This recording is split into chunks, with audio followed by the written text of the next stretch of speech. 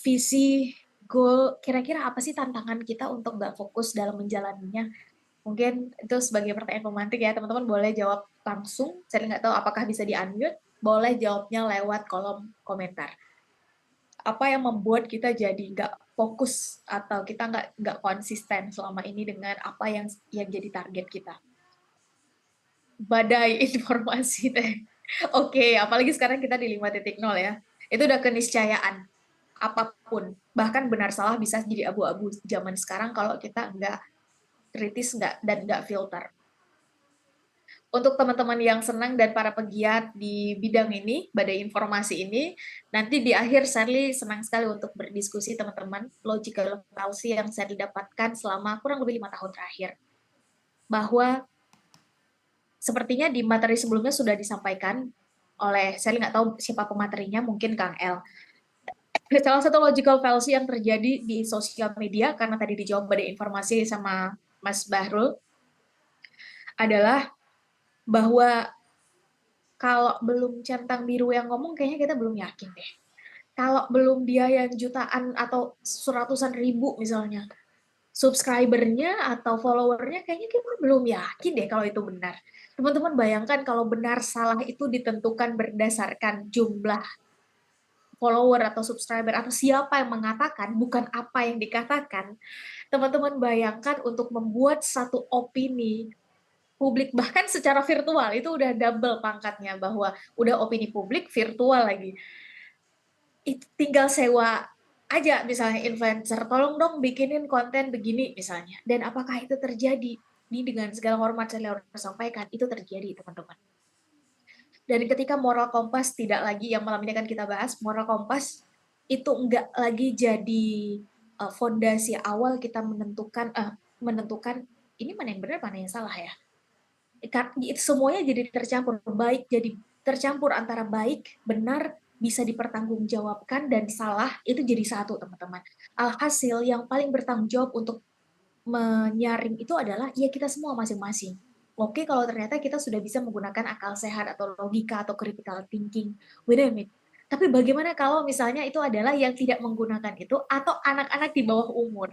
Atau mereka yang sudah cukup umurnya untuk berpikir logis atau sudah layak begitu ya, sudah bisa, tapi nggak berpikir logis atau setidaknya tidak uh, menggunakan critical thinking dalam mengakses informasi. Maka yang awalnya punya RKUA misalnya, karena lingkungan membentuk atau mewarnainya RKU-nya arah ke sana, dengan badai informasi atau perubahan lingkungan semakin nanti dari kuliah ke profesional, profesional ternyata naik level lagi gitu ya, mulai berubah environment-nya, pertemanannya, maka dengan pelan tapi pasti distraksi itu, apalagi badai informasi, itu akan mulai bergeser. Dan apakah itu keliru atau salah, malam ini akan kita bahas, karena ternyata teman-teman boleh jadi dalam prosesnya nanti memang ada strategi, siasah, dan cara yang berubah. Dan that's totally okay. Toh RKU itu R-nya adalah rencana. Jadi itu rencana. Rencana manusia itu kan terbatas ya teman-teman. Logika manusia dalam berencana itu terbatas. Terbatas banget. Sehingga bisa jadi nanti realitasnya di lapangan akan ada hal-hal yang kita harus berdamai juga dengan kondisi situasi, terlebih misalnya kalau sekarang kita sendiri, terus nanti kita menikah.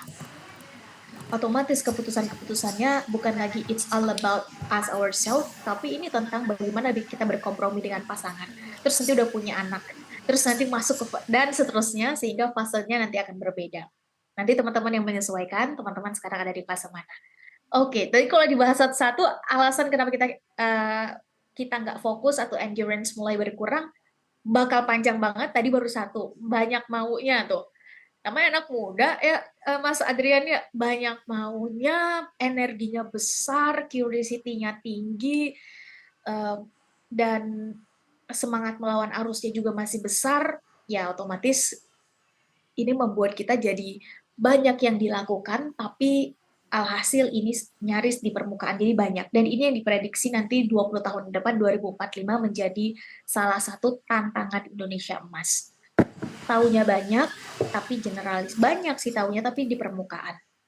Nggak spesifik apa yang menjadi keahlian kita, atau keunggulan yang itu menjadi kepanjangan dari RKUU Kita mungkin pengen berkontribusi dalam banyak hal, bermanfaatnya dalam banyak hal, tapi apa yang paling unggul? What makes us different? Potensi apa yang dititipkan Tuhan sebagai wasilah bagi kita untuk make something yang itu menjadi the best-nya. Dan ini Sally mungkin bacain ya teman-teman ya, hasil yang nggak sesuai ekspektasi. Nah ini kayaknya kita sefrekuensi sih Mbak Rati. Kadang-kadang memang kita harus mengatur mindset dan ekspektasi kita sendiri terhadap hasil yang boleh jadi nggak sesuai. Tapi dari okay, ternyata memanage ekspektasi itu menjadi setidaknya pelajaran bagi Sally juga dalam 2 tahun terakhir. Yang mungkin sedikit akan kita bahas malam ini ada di PowerPoint-nya, tapi selebihnya nanti mungkin saat diskusi. Kurang semangat, tidak ada support system dari Mas Ihsan. Semoga Elite Circle ini menjadi support systemnya ya Mas ya, yang baik.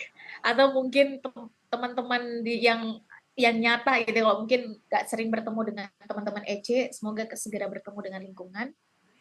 Bingung menata milestone-nya. Semoga setelah RKU Mastery ini jadi semakin jelas terang gitu ya.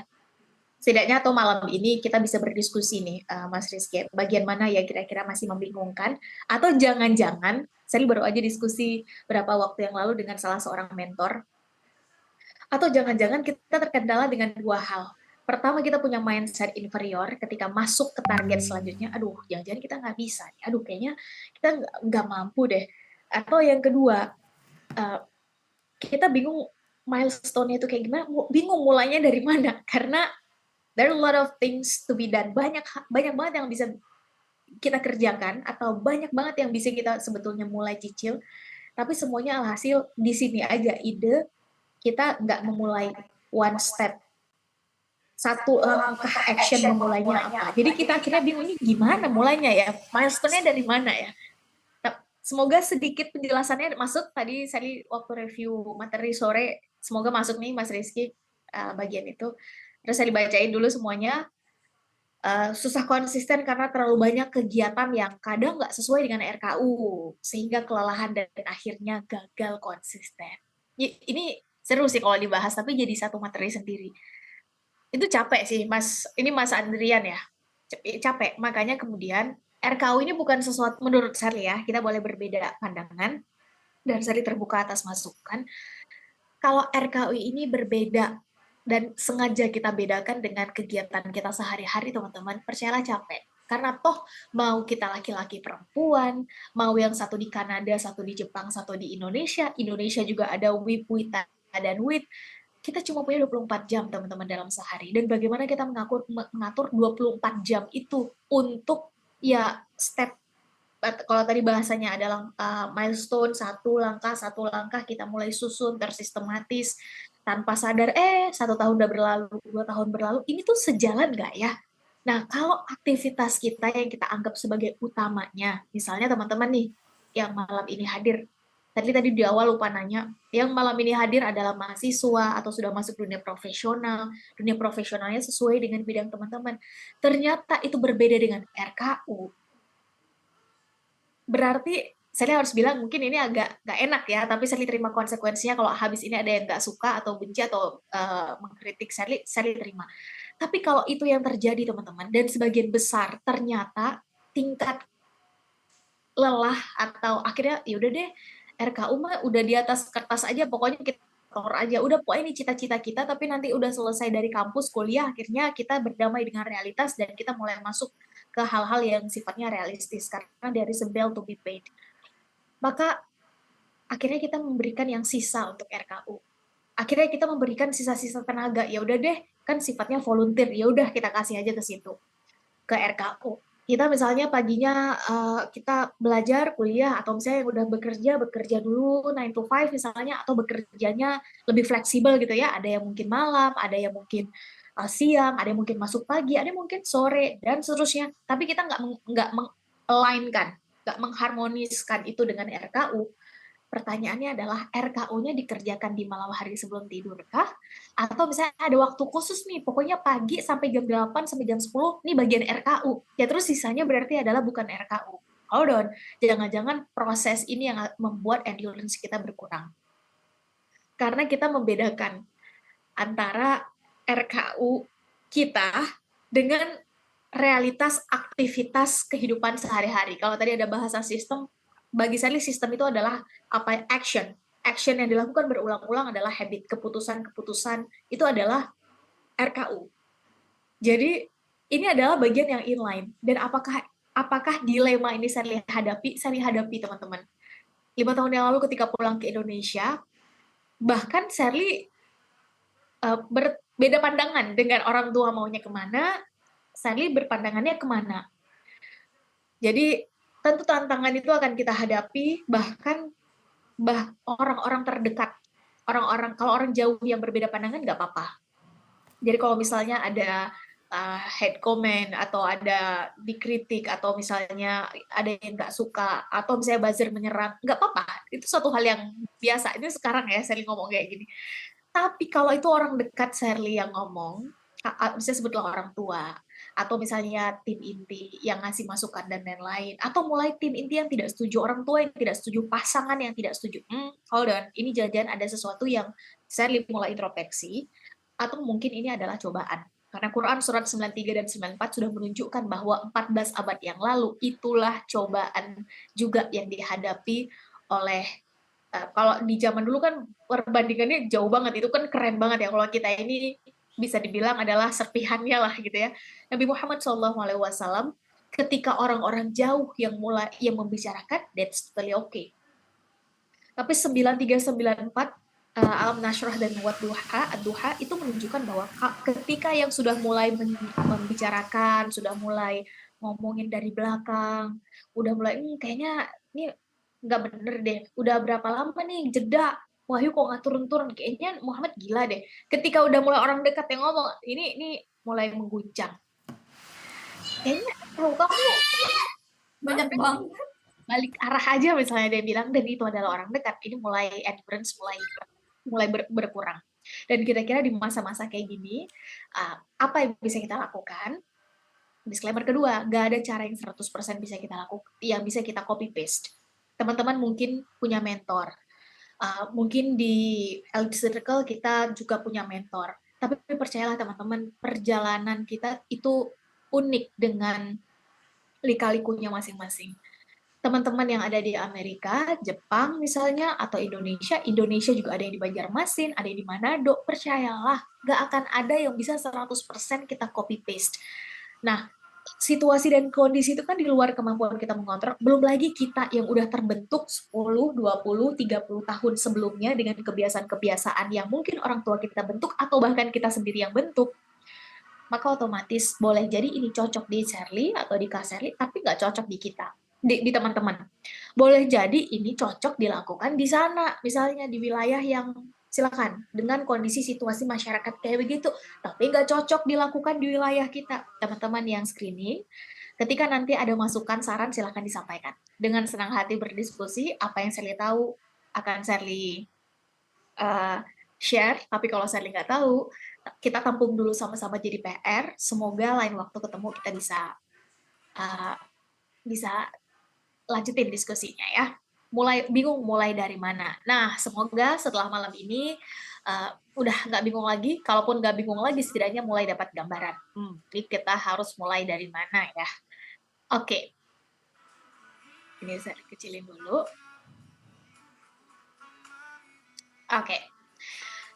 Di sini sebetulnya membangun fokus dalam tangga karir. Ini amanah yang diberikan ke Sherly, teman-teman. Tapi at the end, menurut Sherly ya, kita bisa berbeda pandangan terhadap karir itu apa. Jadi terminologi karir ini kan di beberapa tempat berbeda. Ada yang itu adalah sesuatu pilihan yang kita lakukan dan itu aktivitas dan itu menghasilkan uang. Ada yang berpikir kayak gitu.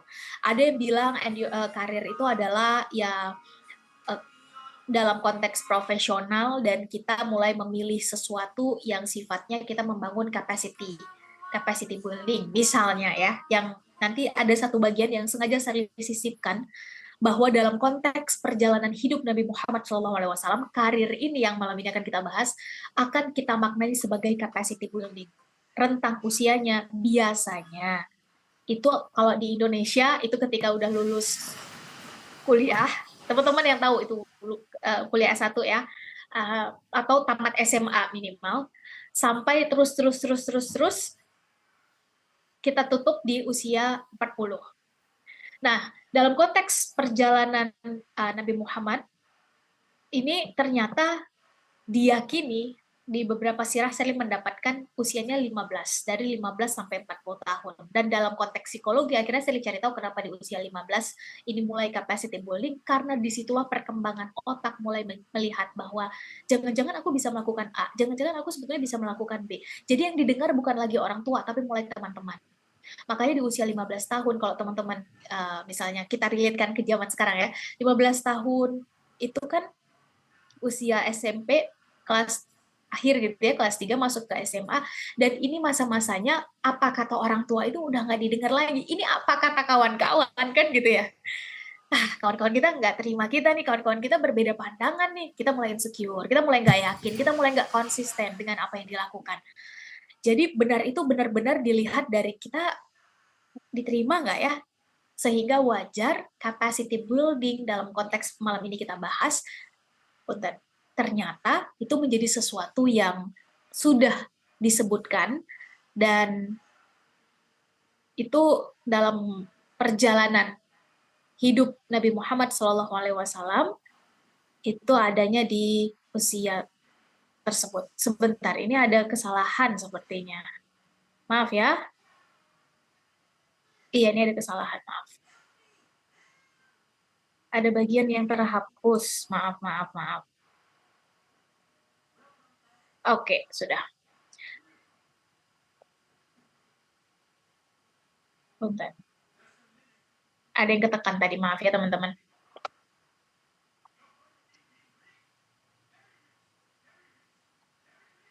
Oke.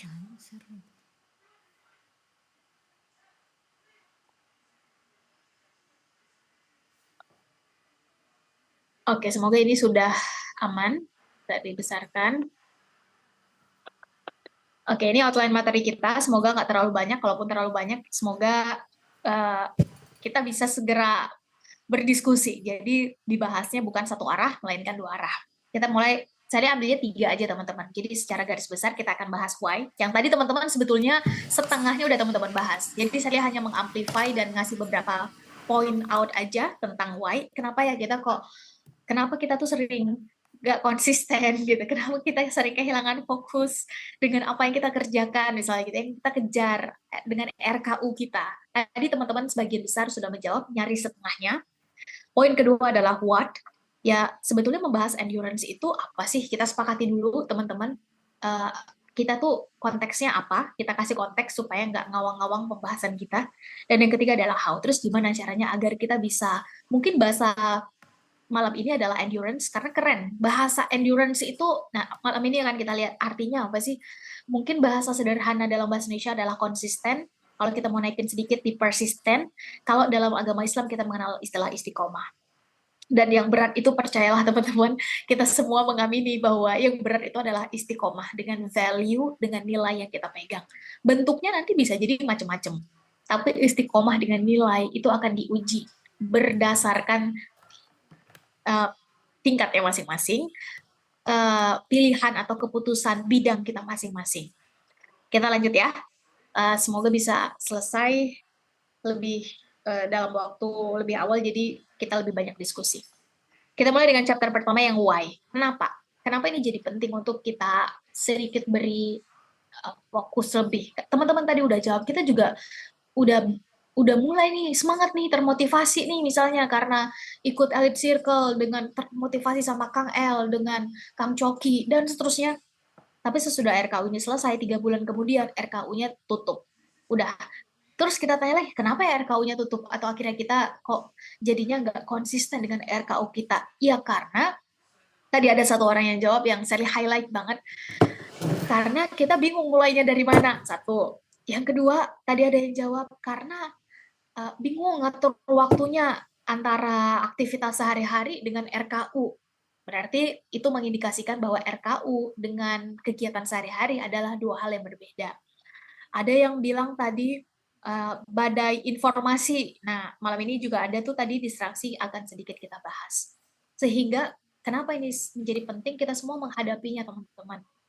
Jangankan kita yang bisa dibilang udah di titik di mana informasi itu beredar begitu cepat, di zaman yang sebelumnya aja itu konsisten itu menjadi penentu apakah kita sampai ke garis finish apa enggak.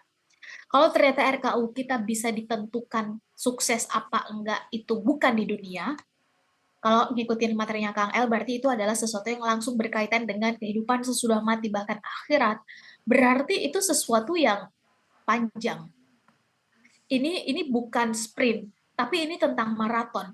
Even that is 1%, one step tapi kecil, tapi kita terus bergerak, ternyata itu jauh lebih berharga ketika kita bicara tentang maraton, bukan ketika kita bicara tentang sprint-sprinter. Ini Teh Gade pasti jauh lebih paham tentang ini. Nah, menariknya teman-teman, definisi ini juga pernah disebutkan, bahkan dicontohkan, bahkan diabadikan kisahnya ketika kita bicara tentang, iya tapi kan kita konsisten, nggak konsisten karena kita nggak fokus gitu. Eh, dan kita mulai bingung nih, aduh ini kayaknya stuck, dan bingung nih kita mau mulai dari mana lagi dan solusinya nggak nemu. Dan ternyata teman-teman, Islam memberikan contoh yang sangat legendaris, viral, bahkan sampai ke sekarang gitu ya, ceritanya, kisahnya. Ketika seorang ibu, seorang istri, seorang perempuan ditinggal oleh suaminya dengan bayinya di padang pasir, yang bayinya kehausan, maka ternyata definisi bertahan dan bersabar itu bukan pasif. Ya udah deh kita tunggu aja pertolongan dari Allah, dari Yang Maha Kuasa, dari Sang Maha Sutradara. Ternyata bertahan dan bersabar adalah kegiatan aktif. So what's next? Ketika kita bertahan, apa yang kita lakukan? Dalam masa-masa kita berusaha konsisten sekalipun berat, kira-kira apa yang kita lakukan? Ternyata itu bukan diam pasrah, tapi melakukan sesuatu yang kalau dalam kisah tadi, perempuan tersebut yang kita sama-sama tahu, kalau teman-teman ingat, boleh langsung komen di kolom chat namanya siapa, dari satu bukit berlari ke bukit lain. Dari bukit tersebut, lihat ada Fata Morgana air, balik lagi. Dari bukit itu, kayaknya Fata Morgana di sebelah sana, di airnya di sebelah sana deh, balik lagi. Balik lari-lari kecil yang kita kenal sebagai sa'i sampai sekarang bahkan masih dilakukan oleh zaman, kalau sekarang adalah sudah zamannya di akhir gitu ya, masih kita lakukan sampai sekarang. Artinya teman-teman, ikhtiar itu adalah bagian dari bertahan dan bersabar. Tapi ikhtiar dan usaha tetap dilakukan. Kalau ternyata itu nggak inline, ya udah deh apa aja yang datang akhirnya kita lakukan. Nggak kita lihat lagi, ini sesuai nggak ya dengan target kita? Hold on teman-teman, jangan-jangan selama ini kita melakukan sesuatu based on apa kata orang. Ya udah kata orang A, ya udah deh kita lakuin aja. No target, no goal, dan no commitment. Gak ada target, gak ada goal, gak ada komitmen dengan target dan goal itu. Kenapa? Karena komitmen itu menuntut sacrifice, menuntut pengorbanan. Boleh jadi, nah pengorbanan kita masing-masing berbeda. Nanti teman-teman boleh cerita kalau teman-teman punya pengalaman pribadi yang sebetulnya Mbak Ser atau Teh Ser atau Ser, sebetulnya kita tuh bisa berkesempatan untuk ada di posisi A, tapi karena itu nggak sesuai dengan RKU kita atau mengkhianati value yang ada di dalam RKU kita, akhirnya kita lepas. Dan apakah itu akan terjadi? Pasti teman-teman. Komitmen menuntut sacrifice. Nah, jangan-jangan selama ini targetnya ada, goalnya ada, tapi kita nggak komit dengan itu. Jadi ya udah, akhirnya saya bukan bilang ini benar atau salah, enggak. Tapi akhirnya kita ya udah deh, pragmatis aja. Oportunis nggak ada masalah, sesekali kita butuh melihat ini sebetulnya yang opportunity yang lebih besar seperti apa. Tapi kalau udah pragmatis, hold on teman-teman, jangan-jangan sebetulnya yang kita kejar bukan value di balik RKU-nya, tapi tentang posisi jabatan. Atau misalnya kalau yang mau kontribusinya menggunakan uang gitu ya, dengan kemampuan finansial, jangan-jangan bukan apa yang mau dilakukan dengan uang tersebut, tapi uangnya misalnya pengen jadi yang kaya deh misalnya. Pertanyaannya, so what's next? Why? Kenapa? Kenapa butuh uang itu? Posisi jabatan. Kenapa dengan posisi dan jabatan itu? Mau ngapain di posisi dan jabatan itu? Kita pengen jadi content creator terkenal, popularitas naik, misalnya viral dan seterusnya. Nomor satu di Indonesia, nomor satu di Asia Tenggara nih, target kita tahun ini. So what's next? dengan popularitas, dikenal banyak orang, viral misalnya konten-kontennya, terus apa? Apa yang mau dilakukan dengan itu?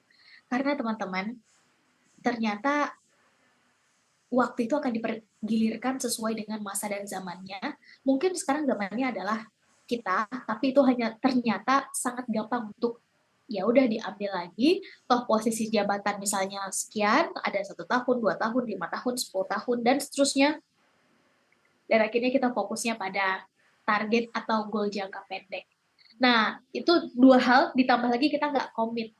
Alhasil ketika dapat tawaran, share kayak boleh deh, yuk lah kita yuk, gini yuk, share begini yuk, share nih ada nih sedikit lah buat kamu nih, mulai nih tawaran-tawaran.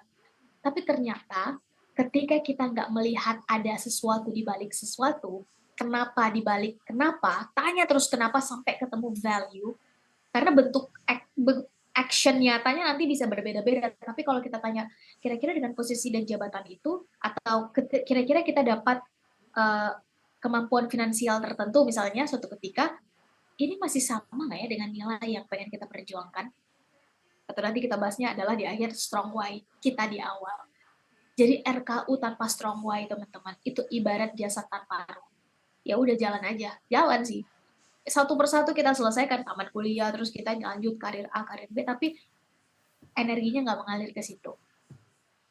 Sedangkan hukum alamnya, kemana fokus kita pergi, ke situ energi kita mengalir. Jangan-jangan fokus kita pada posisinya, bukan apa yang bisa kita lakukan di balik posisi itu. Untuk akhirat kita. Kalau kita mau kaitkan RKU berdasarkan yang sudah dijelaskan oleh Kang El. Karena semua ini titipan, teman-teman. Saya bukan ustazah, tapi saya sadar betul bahwa semua hal itu bisa dengan sangat cepat dibolak-balikan, diambil, dikasih. Justru ketika sangat cepat, kita bermain dengan waktu. Kira-kira dengan waktu yang sangat singkat ini, kita mau melakukan apa? Yang semoga itu long last, sustain. Kalau itu impact, impactnya sustain. Salah seorang guru memberikan perumpamaan yang nempel banget di Sherly. Ibaratnya, Sher, kamu tuh adalah tukang parkir. Tukang parkir itu legowo aja ketika mobilnya diambil lagi sama pemiliknya. Toh dia dari awal tahu bahwa ketika dititipkan mobil, mau itu Tesla, mau itu Mercedes, mau itu silakan. Misalnya kita punya preferensi yang beda-beda gitu ya. Senangnya adalah dunia otomotif dan teman-teman senang di brand apa. Tapi dia tahu dari awal ini mah cuma dititipin 1 jam, udah habis itu diambil lagi. Ini cuma dititipin 2 jam terus nanti diambil lagi. Ya udah ini tolong diparkirkan, tapi nanti setelah 1,5 jam kegiatan selesai nanti akan diambil lagi. Kalau mindsetnya kayak gitu, otomatis fokus kita adalah dalam waktu 1,5 jam ketika kita dapat kesempatan dititipkan ini, posisi jabatan, ilmu, popularitas, keuangan atau kemampuan saat muda, energi masih besar, melakukan banyak hal masih kuat, banyak maunya tadi kata salah seorang kawan kita mau melakukan apa? Yang habis ini akan kita bahas di masa muda ini kita mau melakukan apa untuk meningkatkan capacity, building capacity. Alasan kedua adalah tadi juga sudah dibahas, jadi saya percepat ya bagian ini agar kita segera masuk ke chapter selanjutnya, adalah distractions, badai informasi, kebanyakan informasi viral sekarang adalah hal-hal yang pokoknya masuk aja tuh ke screen layar kita. Overload information, saya sepakat, ini kayaknya kita semua udah berada di frekuensi yang sama, saya yakin. Yang kedua adalah banyaknya informasi dari kawan, terus sekarang juga saya harus akui memang eranya do and give the best or not enough, we should show it, kita harus nunjukin.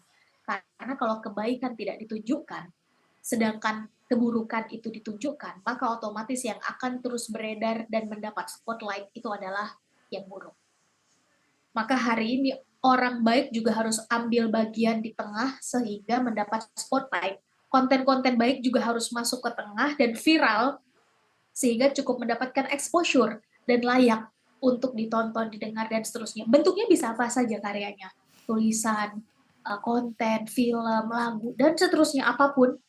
Tapi konteks yang malam ini di slide ini adalah ketika show ini akhirnya menjadi sesuatu yang kita get used to, kita mulai terbiasa dengan itu, kita jadi gampang membandingkan dan dibandingkan. Udah punya ini belum? Tuh si itu udah, kamu sih enggak ini, tuh si itu udah. Yang tadi sempat kita bahas di awal, teman-teman. Ketika bahkan kitanya belum komit, Alhasil kita menjadikan tolak ukur dan standar orang sebagai standar kita. Sukses itu adalah ketika di usia 25 udah punya mobil, motor, itu bagus. Saya nggak bilang bahwa itu benar salah, enggak. Tapi ketika itu dipakai ke seluruh anak muda dengan starting point berbeda dan privilege yang berbeda, hold on, ini nggak fair.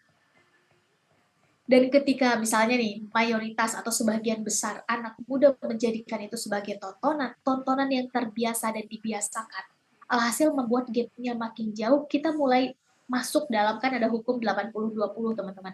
Kita mulai masuk pada yang 80% senang menikmati konten, bukan kita yang berusaha menjadi 20%-nya.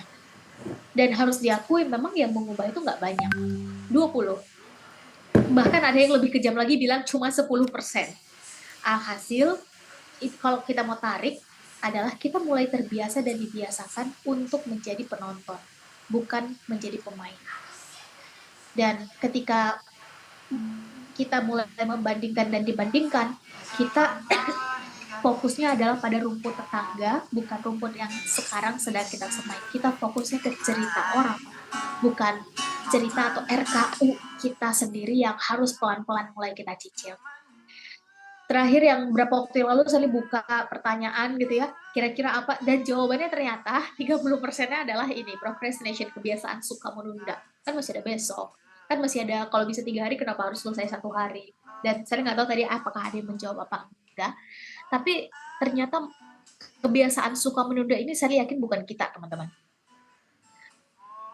tapi itu adalah sesuatu yang menjadi kita karena kebiasaan itu. Jadi kalaupun ada bagian yang harus kita uh, hilangkan atau harus kita buang, harus kita eliminir adalah kebiasaan itu. Mulainya dari mana? Mulainya tentu adalah dari action.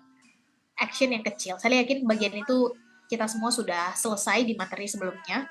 Tapi poin saya adalah ketika kita suka menunda sesuatu, kecil mungkin, tapi ketika dilakukan berulang-ulang, dia menjadi sesuatu yang besar, bahkan kita jadi bingung, ini mulainya dari mana ya? Maka instead of berpikir mulainya dari mana, mulai lihat kebalikannya. Kita mulai, tadi kalau mulai dari mana karena di zoom out, kita mulai zoom in. Kira-kira yang paling mudah, yang paling dekat, dan yang kalau mungkin kita mau masukkan sedikit, yang paling kita suka di awal lakukan, itu yang mana ya? Dari banyaknya pekerjaan yang harus kita selesaikan. Kenapa suka ini menjadi bagian yang saya akhirnya munculkan, teman-teman? Karena ketika kita senang melakukan itu, kita akan cenderung mengulanginya. Jadi kan ada istilah bahwa dari mungkin kecil, tapi kalau dilakukan berulang-ulang, dia jauh lebih powerful dibandingkan jebret sekalian. Pokoknya kita baca 50 buku sekalian, tapi besoknya udah stop, nggak mau lagi, karena berat banget kayaknya baca 10 buku. Kemarin kita sampai pusing banget. Jebret, sholat tahajud sekalian, wah, penuh, full. Tapi udah 1 malam aja, misalnya ya, ternyata jauh lebih disukai adalah ya udah kita mulai dulu mungkin 2, tapi kok jadi ketagihan ya, mungkin 2 rakaat lagi deh, besok malam besok 2 rakaat lagi deh, malam ini kita mulai baca buku deh ya, 1 lembar 2 lembar, kok seru ya. Dan mulai baca bukunya mulai dari yang teman-teman relate dengan buku itu. Ada yang senangnya dalam dunia olahraga, mulai dari situ. Kak, kita mulai senangnya tuh dalam dunia gizi, mulai dari situ. Kak, kita senangnya tuh mulai dari dunia self development, khususnya bagaimana otak bekerja, mulai dari situ. Karena nanti akan muncul edik pada hal yang kita sukai tadi, yang positif kita mulai, dan akhirnya itu berlanjut. Sustainabilitas habit ini yang nanti akan jadi kebiasaan, masuk jadi alam bawah sadar kita, subconscious mind, dan ini jauh lebih powerful teman-teman untuk menciptakan karakter. Kenapa saya harus highlight bagian ini karakter? Bagian itu menjadi fondasi dari capacity building. Ini saya percepat ya teman-teman, karena tadi di awal kita udah bahas mindset inferior, fixed mindset versus growth mindset. Sarli nggak tahu apakah pemateri sebelumnya sudah membahas ini. Sarli yakin udah. Tapi kalaupun belum, nanti kan materi ini akan teman-teman dapatkan. Intinya adalah kita nggak bisa minta pada Tuhan. Ya Tuhan mau lahirnya di tengah keluarga yang dari awal mengajarkan kita growth mindset. Nggak bisa. Sarli pribadi misalnya beberapa waktu yang lalu bertanya ke orang tua, kenapa saya dari dulu nggak diajarkan cara berpikir kayak begini, misalnya gitu ya. Dan orang tua mengakui, karena kami nggak pernah kepikiran kalau ternyata ada salah seorang anak kami yang, dan seterusnya. Dan itu adalah kali pertama juga kami mendapati, jadi ketika di talk dan mendapati bahwa ya udah, Kalau ternyata ada sesuatu di masa lalu, jujur, akui, dan mari tidak menjadikan itu sebagai kambing hitam. Dulu sih kita diajarin dan seterusnya. Ya udah deh, kita memang nggak bisa. Ya udah deh, mereka memang dapat privilege. Ya udah deh, dan seterusnya. Alhasil kita yang membangun penjara untuk diri kita sendiri. Fix mindset. Kayaknya kita memang nggak bisa deh. Kayaknya karena kita memang lahir di tengah lingkungan situasi kondisi finansial yang nggak memberikan uh, opsi lebih. Ya udah deh. Dan seterusnya teman-teman membuat ceiling atap batasan penjara itu sebetulnya udah muncul dari pikiran dan kita sendiri yang munculkan. Sally berat sebenarnya mengakui ini, tapi Sally harus bilang bahwa dilalahnya adalah inferior atau inferiority complex, cara berpikir inferior ini ternyata diwariskan dari satu lembaga informal yang kita sebut sebagai keluarga. Dan yang jauh lebih menyakitkan adalah ketika perempuan punya 3 peran yang tidak tergantikan, termasuk oleh laki-laki, salah satunya adalah madrasah atau ula.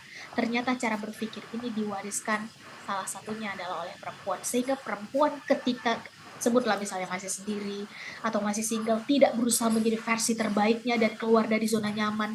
Keluar dari zona nyaman pasti punya growth mindset. Gak nyaman dengan, oh udah kita udah nyaman nih kayak begini, kira-kira apa lagi yang bisa kita lakukan ya? Gagal, kira-kira apa yang harus kita evaluasi ya?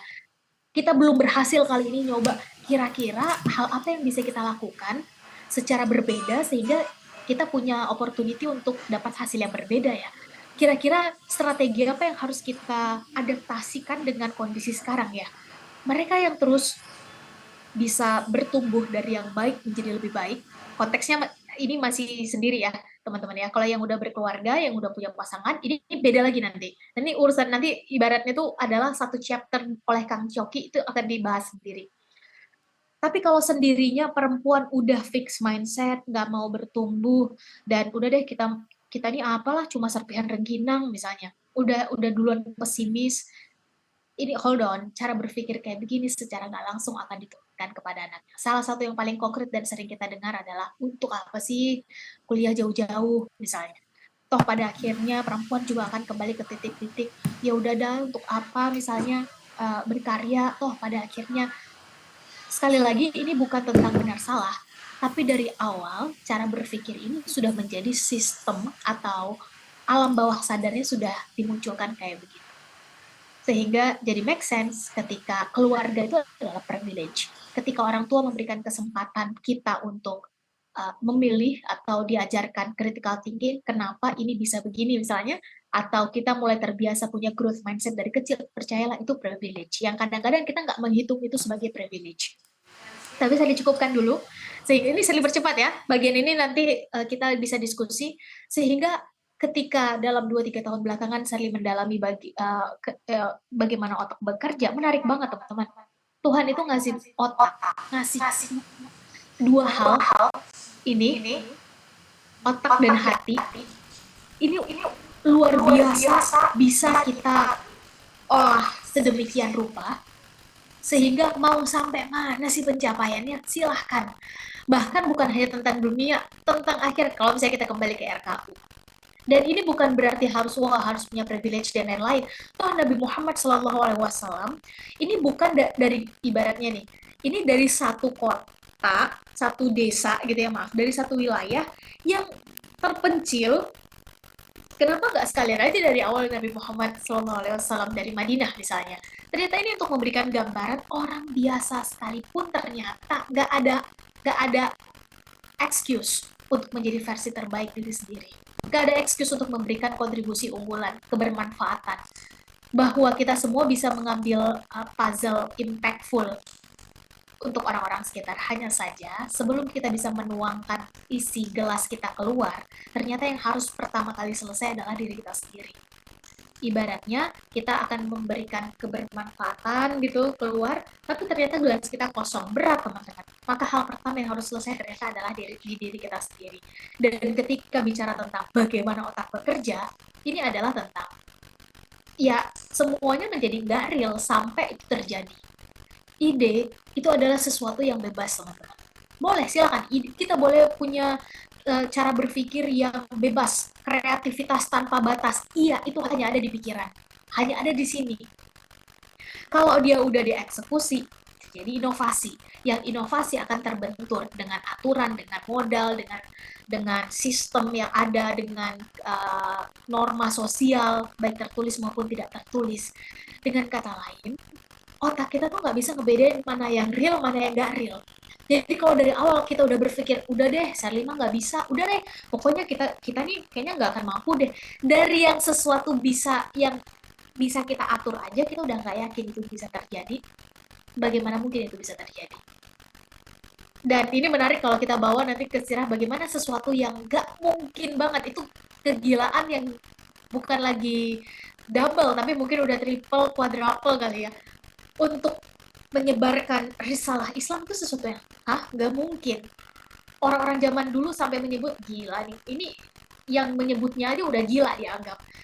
Tapi pada akhirnya teman-teman, ternyata sampai pada akhirnya itu bisa dicicil satu persatu dan butuh fokus. Dan ini bukan tentang kerjaan 1-2 bulan, 3 bulan, kita termotivasi, tapi sesudah itu ya udah endurance mulai turun. Ternyata ini adalah kerjaan yang juga kecil, kebiasaannya kecil mungkin, dan dimulai dari diri kita sendiri. Aktivitas kita kalau pagi kayak gimana, bagaimana kita menjaga badan agar tetap energi kita full. Dan kenapa ini menjadi sangat spesifik teman-teman? Karena kesehatan itu adalah sesuatu yang mungkin sekarang kita anggap sepele, tapi nanti sesudah 40 tahun, scientifically proof, semua hal yang kebiasaan, pola makan, pola tidur kita sampai usia 39, di usia 40 tahun mulai terlihat. Mungkin ya udah sekarang pokoknya makan segala makan. Kalau sekarang mungkin lambungnya masih kuat, tapi nanti sesudah 40 tahun mulai ketahuan satu persatu. Dengan kata lain, kalau sekarang mungkin kita anggap nggak kelihatan nggak share hasilnya, atau bosan udah, karena ada yang bilang bahwa udah bosan ngelakuin itu terus. Itu memang sesuatu yang membosankan teman-teman, itu memang sesuatu yang suffering, sakit sih. Orang-orang misalnya ketika weekend bisa melakukan apa, kita cenderung melatih skill tertentu. Orang-orang ketika waktu luang misalnya melakukan apa, kita cenderung melatih potensi di bidang tertentu dan berusaha mengumpulkan jumlah jam terbangnya. Ini saya dipercepat karena tadi sempat kita bahas, dan ini bagian yang sangat Sherly sukai. Dan kalau teman-teman kita pernah ketemu di acara offline, Sherly senang sekali dengan ini. Karena cara berpikir inilah yang membuat Sherly lahir di desa, teman-teman. Membuat Sherly yang berpikir awalnya, ya udah deh, kalau udah selesai SMA nanti lanjutnya begini aja. Cenderung pada umumnya, setelah mendapatkan bacaan ini, bibliografinya Margaret Thatcher, maka nggak ada batasan, itu nggak ada. Destiny itu ditentukan berdasarkan mindset kita dari awal. Sehingga wajar bahwa kemenangan pertama seorang anak manusia, kata orang bijak, itu dilihat dari leher ke atas, dari caranya berpikir. Bukan dilihat dari anak siapa, bukan dilihat dari berapa banyak modal yang dimiliki. Tapi kalau mindsetnya nggak bener, 100 juta nih dapat malam ini teman-teman, satu orang 100 juta, tapi mindsetnya belum pas, maka bisa jadi dalam waktu cepat 100 juta akan habis. Dan mindset inilah yang mulai kita manifestasikan ke dalam kata-kata, dan itu akan kelihatan mana yang ya udah itu sekedar berkata-kata dan action, karena action itu akan membuat kita confident, dan ketika itu udah menjadi habit dia akan jadi confident, dan ketika ini udah alam bawah sadar yang bermain, dia menjadi karakter dan diuji di suatu waktu tertentu. Integritas itu akan diuji di suatu waktu tertentu. Disiplin itu akan diuji di suatu waktu tertentu, teman-teman, dan itulah yang akan menentukan sebetulnya realitas seperti apa yang akan kita hadapi ke depan. Jadi nggak perpanjang, agar kita bisa segera berdiskusi. Yang kedua, cara kerja otak adalah perception is fake. Gagal, nggak sesuai ekspektasi. Tadi kan ada yang jawab ya, yang membuat kita akhirnya nggak konsisten, ternyata hasilnya nggak sesuai dengan ekspektasi. Kecewa, sedih, kadang-kadang hal yang udah kita lakukan sepenuh hati ternyata penolakan.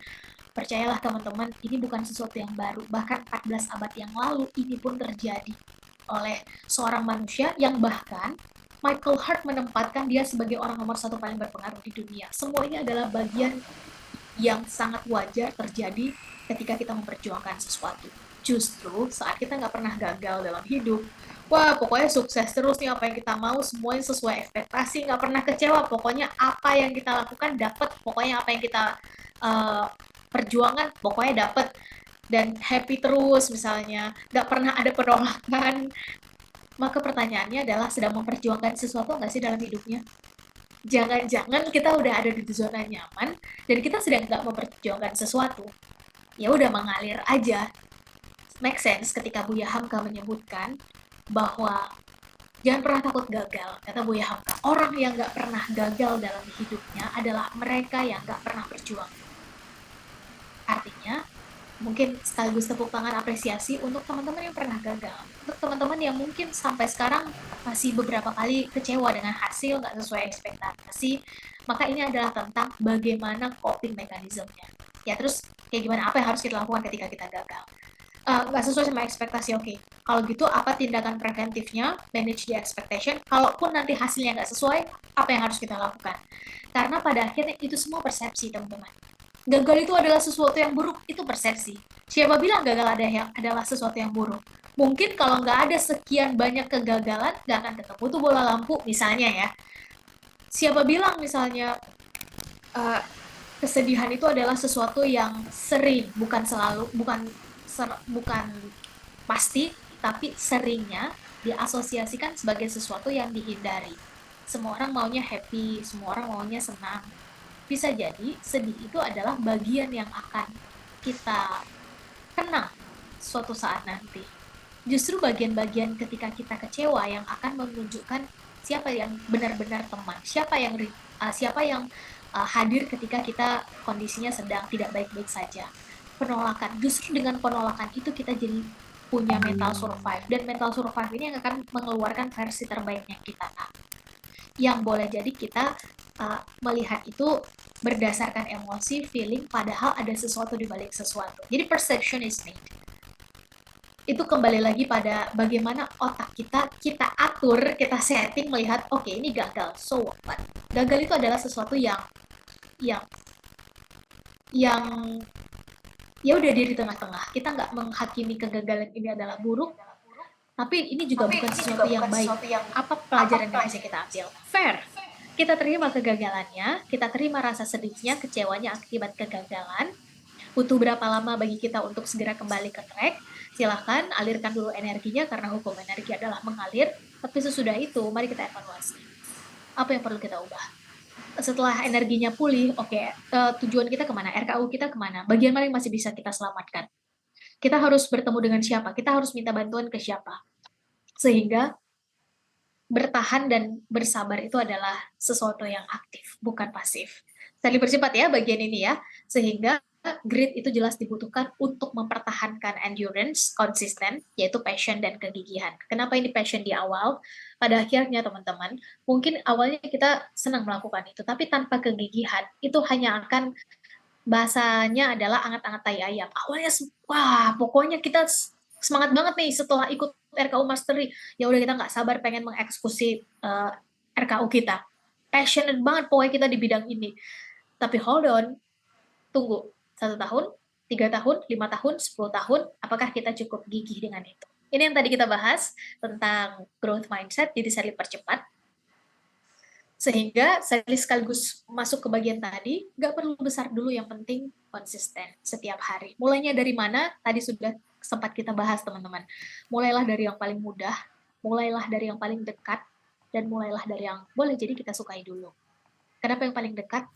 Karena sesuatu yang dekat itu cenderung kita terbiasa. Sehingga orang yang semangat di awal, pada akhirnya akan kalah dengan mereka yang konsisten. Karena konsisten ini akan membuat kita terus bergerak. Dan bergerak inilah yang menjadi kata kuncinya. Keep going, keep moving, keep learning, keep doing something. Yang tadi ada satu kisah yang saya senang sekali dengan kisah itu, karena almost impossible. Kalau kita pakai logika manusia, nggak mungkin, nggak ada. Ini udah bolak-balik, nggak ada airnya. Tapi ternyata nanti di akhir, biarkan sang maha sutradara yang kasih solusinya dari mana. Ternyata solusinya dari kaki anaknya sendiri, airnya keluar. Yang sampai sekarang akhirnya termanifestasi menjadi sumur Zam-Zam, air Zam-Zam. Artinya apa pelajarannya? Yang bisa kita petik bahwa ternyata konsisten itu adalah kata kunci untuk kita tetap bisa on the track. RKU, sebagian kita mungkin menyebutnya target, visi, dan seterusnya, silahkan. Tapi benar saja, istiqomah itu ternyata berat. Yang kalau dilakukan sendiri akan jauh lebih berat. Bukan nggak bisa, berat. Sadly nggak berani kalau bilang, wadah totally nggak bisa. Sadly nggak berani karena boleh jadi ada orang-orang yang memang punya kemampuan di atas rata-rata dan bisa gitu ya. Tapi berat. Sehingga wajar manusia adalah makhluk sosial membutuhkan orang lain. Ketika kita butuh bantuan, nggak ada masalah. Nah, dilalahnya adalah ketika kita nggak berani untuk minta bantuan atau bingung minta bantuannya ke siapa, atau dalam tanda kutip takut dengan reaksi dari orang yang kita minta tolong. Ah, nanti kita dikira nggak mampu, wah ego. Nah, dilalahnya adalah saya tutup sampai di sini ketika kita masih berpikir tentang apa kata orang, maka kita mulai menjadikan apa kata orang itu sebagai bagian dari persepsi tadi.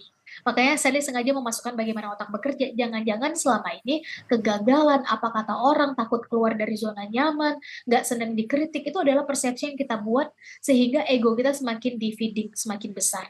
Dan itu akan membuat kita menjadi fixed mindset. Orang udah sampai mana, kita yang masih di situ-situ aja. Kenapa? Karena kita sendiri yang menutup diri dari pintu-pintu pintu-pintu kesempatan kita untuk bertumbuh. Ah, kita ini kayaknya udah pokoknya kita kayak begini. Nggak mungkin berubah lagi, ini udah adalah kita. Nah, di sisi lain bahwa kita harus konsisten dengan nilai yang sudah kita tetapkan itu menjadi penting dan ini akan kita bahas di sini. Bahwa nilai itu adalah sesuatu yang jangan berubah dari awal. Tapi strategi dan caranya ini akan mengikuti perkembangan zaman. Karena boleh jadi di zaman generasi X, cara menyampaikan udah beda dengan generasi Y. Generasi Y beda lagi nanti dengan generasi X. Generasi Z. Generasi Z tahun 2025 udah terakhir nih, masuk ke generasi Alpha. Dan ini jadi tahun terakhir kelahiran generasi Alpha. Tahun depan generasi Beta, Charlie, dan seterusnya. Bayangkan ketika perubahan itu kepastian, kata orang tua kita.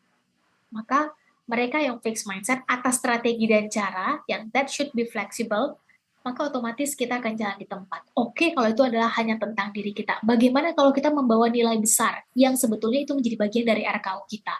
Alhasil yang stuck di tempat adalah nilai besar yang kita bawa tadi. Saya masuk dulu ke chapter kedua. Sehingga pertanyaan lebih sulit mana teman-teman kira-kira? Kan tadi ada yang bilang bingung mau mulai dari mana kan gitu ya. Tadi ada yang jawab. Sekarang masuk ke pertanyaannya. Kira-kira lebih sulit mana? Memulai atau mempertahankan? Sally sambil baca ya, sambil lihat ya jawabannya. Sally buka chatnya. Oke, tadi ada yang jawab Sally belum baca. Ada Bunda Hajar ini udah jawab ya, mempertahankan. Oke, mempertahankan kecuali Mas Fahru memulai katanya. Saya ditanya dulu ya, Mas Fahru kenapa jawabannya memulai? Mungkin ada argumentasi logisnya. Kenapa lebih sulit memulai, Mas? Banyak pilihannya, Mbak. Karena banyak pilihan jadi lebih sulit ya. Kalau udah memilih, baru nanti udah mulai gampang gitu ya, Mas ya? Betul. Oke. Berarti syukur karena masih punya pilihan. Bagaimana kalau yang nggak punya pilihan, Mas? Lebih sulit lagi ya. Oke, baik. Mas Fahru beda sendiri tadi. Jawabnya adalah memulai atau mempertahankan. Itu Kang Elvanti juga beda tuh. Ada jawaban lain. Sebentar. Paling susah mengakhiri. Sebentar. Kita persilahkan dulu, boleh ya? Kang El berkenan dan bisa nggak untuk memberi argumentasi, Kang El? Ternyata ada Kang El. Teman-teman malam ini saya pikir tidak ada beliau di ruangan Zoom. Kenapa, Kang El? Waduh, terima kasih Sally materinya. Sambil jalan saya ini. Bagi saya paling sulit mengakhiri karena banyak orang-orang yang hebat sekali di tengah perjalanan. Di ujung itu berbelok, tidak konsisten, menyerah, tergoda, atau kadang-kadang dia menjadi sombong terkabul. Ending itu yang kata Rasulullah, yang terbaik adalah khawatimuha. Orang-orang yang sukses yang terbaik adalah yang berhasil sampai titik batas terakhir di endingnya itu lurus. Jangan sampai orang-orang di tengah-tengahnya hebat semua, tapi di akhirnya suul fatihah. Itu menurut saya. Berarti endingnya mengakhiri itu kan adalah kalau kita manusia berarti di saat kita meninggal gitu ya Kang El ya? Ya kira-kira proyek akhirnya harus mulus, nggak hanya di perjalanan. Betul. Dan kalau kita implementasikan ke RKU berarti project RKU kita masing-masing. Nah, menarik teman-teman. Ada yang memulai, ada yang mempertahankan, ada yang mengakhiri. Wah, ini harusnya ditambah satu lagi. Shirley lupa menambahkan satu lagi. Tapi ketiganya punya argumentasinya masing-masing, teman-teman. Kalau Shirley boleh memberikan pandangan, ini jawabannya sangat bergantung pada kita ada di fase mana. Bagi kita yang belum memulai, wah sulit banget nih mulai. Kita juga bingung mulai dari mana. Kenapa kita bingung? Ada yang karena nggak punya opsi, ada yang karena opsinya terlalu banyak, bingung akhirnya mau mulai dari yang mana dulu, atau mau ambil keputusan yang mana. Karena kalau udah mulai, kita udah bisa katakan tidak pada yang lain, menolak yang lain, jauh lebih fokus. Ketika prosesnya nanti, ternyata mulai nih ada tawaran, ternyata mulai nih ada distraksi, mulai nih ada kalau tadi istilahnya sombong, karena ketika sampai di titik tertentu kita punya blind spot yang kadang-kadang kita nggak bisa melihat blind spot itu, dan karena egonya terus di feeding, takabur, nggak mau dengar lagi apa kata orang-orang di sekitarnya, yang boleh jadi adalah masukan yang membangun, sehingga mempertahankan sesuatu yang sebetulnya sudah diawali dengan baik menjadi berat, tidak konsisten, tadi ada istilah demikian, dan akhirnya tidak berakhir sesuai dengan yang seharusnya, dalam tanda kutip, yang seharusnya, yang idealnya, yang direncanakan. RKU-nya tepat atau sesuatu yang kita rancang dari awal udah tepat. Tapi boleh jadi kita, namanya manusia, ada khilaf, ada salah, ada alfa, dan seterusnya. Nah, bagaimana akhirnya kita sebagai manusia, tempatnya alfa, tempatnya lupa, tempatnya salah, tempatnya kadang-kadang ya namanya ego, manusia jelas pasti punya itu. Bagaimana agar kita bisa mengharmonisasikan itu. Ada istilah membalanskan itu atau mengatur itu, tapi saya menemukan satu terminologi baru teman-teman, bahwa itu harus diharmonisasikan. Bahwa ada kalanya memang kita harus ngegas, ada kalanya harus kita ngerem. Ada kalanya kita harus show, ada kalanya kita harus diam. Ada kalanya kita butuh untuk mendengar masukan, tapi ada kalanya kita, ini masukan yang kalau terlalu kita dengar, kita nggak mulai-mulai, misalnya gitu ya. Dan seterusnya. Jadi akhirnya harus diharmonisasikan. Tapi kalau kita langsung katakan tidak, kita langsung akan terpental dari tempat yang seharusnya dengan adanya tempat itu, entah itu posisi jabatan atau spotlight, entah itu popularitas, entah itu kemampuan finansial, itu kita harusnya bisa melakukan lebih. Sehingga strategi dan cara itu boleh saja, menurut Shirley, boleh saja kita fleksibel, tapi yang nggak boleh itu adalah hasil akhirnya gimana. Sehingga adalah sebuah, itu udah next level, ketika kita udah merasa kita nggak bisa mempertahankan nilainya, kalau kita masih ada di situ, akhirnya kita mundur. Dan kita mempersilahkan orang lain, atau misalnya pihak lain, yang kalau misalnya pihak lain yang memimpin, itu akan, misalnya kalau konteksnya kepemimpinan ya, atau leadership, atau organisasi misalnya gitu, akan jauh lebih pas, akan jauh lebih oke, karena ternyata ini sudah waktunya untuk diganti. Dan bagian ini ternyata menjadi, kalau melihat bagaimana sejarah, mau itu di timur maupun barat, berapa waktu Shirley juga menyelesaikan bacaan tentang bagaimana kerajaan-kerajaan besar itu runtuh, ternyata benar adanya yang disampaikan oleh Kang Hel. Jadi at the end of the day adalah ternyata tidak bisa mempertahankan sampai akhir sesuatu yang sudah dibangun di awal, itu adalah berat. Mempertahankan adalah bagian, tapi bukan mempertahankan di tengah-tengah. Tapi at the end adalah gimana hasil akhirnya.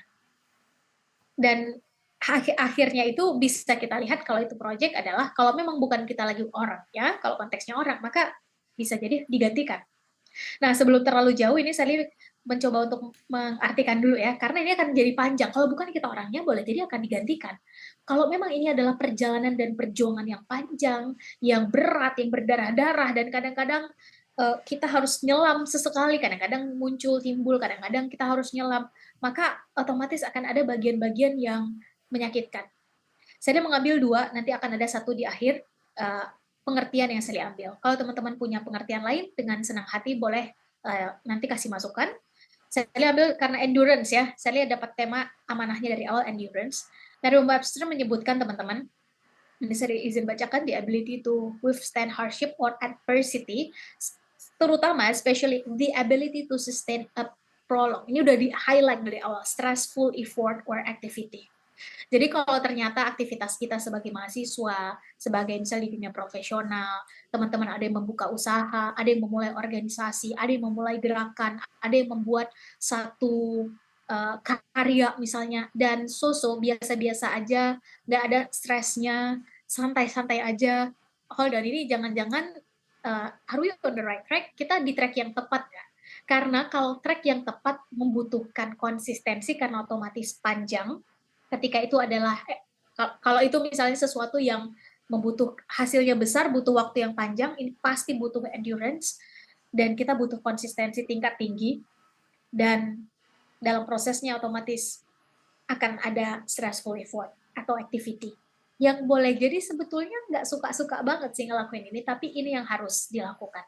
That's totally okay. Terima itu sebagai bagian dari realitas. Gagal sih, nggak enak sih, diomongin sih dari belakang, dijauhi sih, dikeluarin sih dari grup, dan seterusnya. Tapi ternyata itu adalah bagian yang unpleasant, yang harus kita lewati. Itu yang di-highlight oleh Cambridge Dictionary. The ability to keep doing something difficult, berat. Jadi kalau teman-teman udah mulai, satu langkah lagi aja kayaknya berat. Tapi justru pengen bilang, congratulations, selamat teman-teman, you are on the right track. Karena nggak ada puncak itu diraih, nggak ada yang jalanannya terus-terusan menurun, itu nggak ada. Pasti ada kalanya kita mendaki. Mungkin sesekali ada bagian yang menurun, tapi mendaki lagi habis itu. Unpleasant or painful for a long time. Ada periode tertentu yang ya udah rasain dulu sakitnya. Nikmati kesukarannya teman-teman. Nah, keduanya di sini punya persamaan dalam memberikan contoh gitu ya, the marathon, running a marathon is a test of human endurance. Jadi kalau sprint mungkin 100 meter misalnya, kita bisa cepat sampai dan nyampe. Dilalahnya adalah ketika kehidupan ini kita nggak tahu kapan akan selesainya, dan RKU misalnya berdasarkan yang penjelasannya Kang El itu adalah sesuatu yang visioner, karena seorang muslim itu bukan hanya hidup di dunia, bahkan dunia ini hanya persinggahan saja, maka perjalanannya justru akan berlanjut. RKU itu harusnya berlanjut dan bisa dipertanggungjawabkan setelah kita meninggalkan dalam tanda kutip dunia ini. Maka semua titipan tadi, kalaupun pada akhirnya membuat kita jadi seharusnya sih dengan jabatan atau posisi atau privilege ini kita bisa mengambil A, B, dan C, tapi kita nggak mengambil, dan itu nggak mengasyikkan gitu ya, unpleasant, itu nggak enak. Sebetulnya sih dengan kemampuan kita misalnya sekian gitu, terus sandang pangan papan secara finansial udah bisa terpenuhi, sebetulnya bisa sih kita menghabiskan secara misalnya berlebihan atau bermewah dengan A, B, dan C, tapi kayaknya keputusan kita nggak kayak begitu. Ngambilnya jalur yang tidak umum. Sebetulnya enak sih dengan popularitas, keterkenalan kita melakukan tindakan A, B, dan C, tapi kok ngambil tindakan yang agak painful begini ya, malah disalah artiin sama orang dan seterusnya. Maka dan jangan-jangan ini ada sesuatu di balik sesuatu yang sedang diperjuangkan. Sehingga ini saya ambil satu pengertian terakhir dari risetnya Corley, teman-teman. Dalam bukunya dia meneliti orang-orang di Amerika, tapi memang dia menelitinya definisi atau terminologi suksesnya itu adalah secara finansial. Tapi intinya adalah orang yang sampai pada target, sampai pada goal atau visi, kalau kita berarti RKU-nya itu adalah RKU, dan itu sudah semestinya bukan hanya tentang dunia, maka ternyata punya kecenderungan yang kurang lebih sama.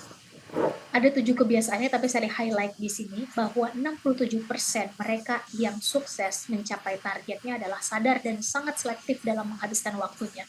Kalau kita semua punya waktu 24 jam, oke, pagi kita ngapain, siang ngapain, sangat selektif. Kalau itu ternyata wasting time, misalnya nonton video, wasting time nih nonton ini, kita udah merasa bahwa ini sebenarnya sesuatu yang berulang, kita akan cenderung tidak menontonnya lagi.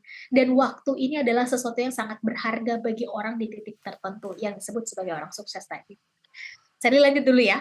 80% adalah orang yang sangat fokus dengan targetnya. Dia sangat meng-highlight ternyata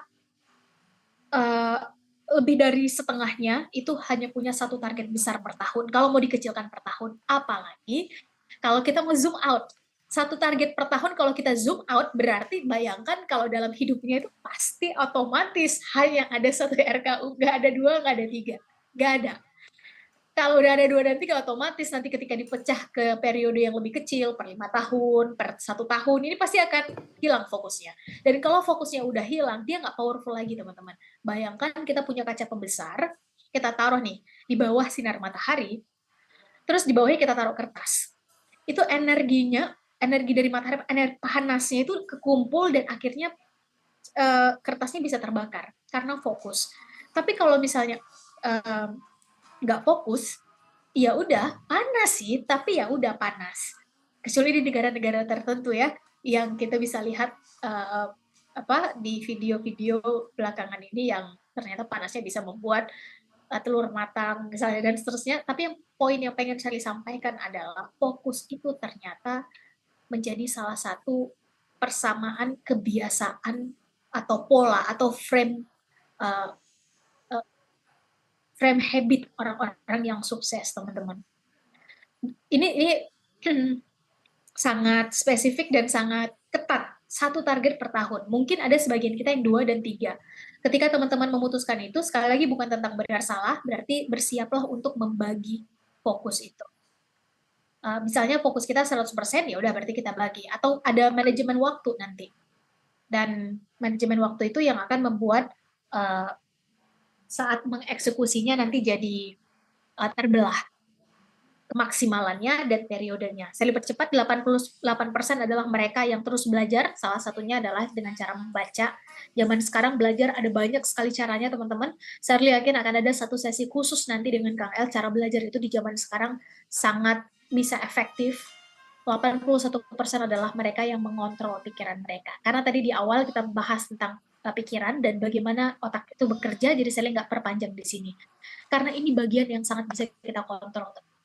Dengan kata lain, boleh jadi sebagian besar kita overthinking.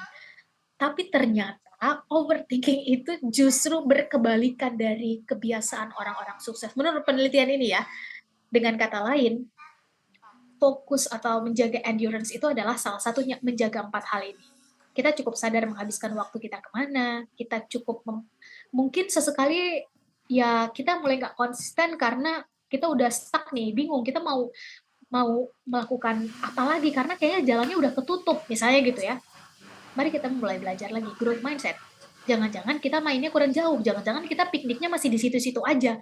Yuk kita ketemu mentor yang habis ini akan kita bahas. Yuk kita ketemu dulu sama circle utama kita nih. Yuk kita ketemu dulu dengan orang-orang yang bisa memberikan perspektif lain. Jangan-jangan kita mainnya masih di pekarangan rumah. Sehingga cara berpikir kita juga masih di situ-situ aja. Perluas teman-teman, perluas gaulnya, perluas bacaannya, perluas tontonannya, bahkan kalau perlu perluas, kalau misalnya target kita misalnya adalah, oke, mungkin kita harus menguasai jembatan ilmunya dulu, yaitu bahasa, untuk bisa mengerti buku-buku tertentu untuk kita jadikan referensi. Silakan. Kenapa demikian? Ini kita masuk ke bagian akhir. Dari chapter ini ya, karena ada satu chapter lagi terakhir, dan sepertinya waktu sudah cukup sempit teman-teman, jadi saya dipercepat.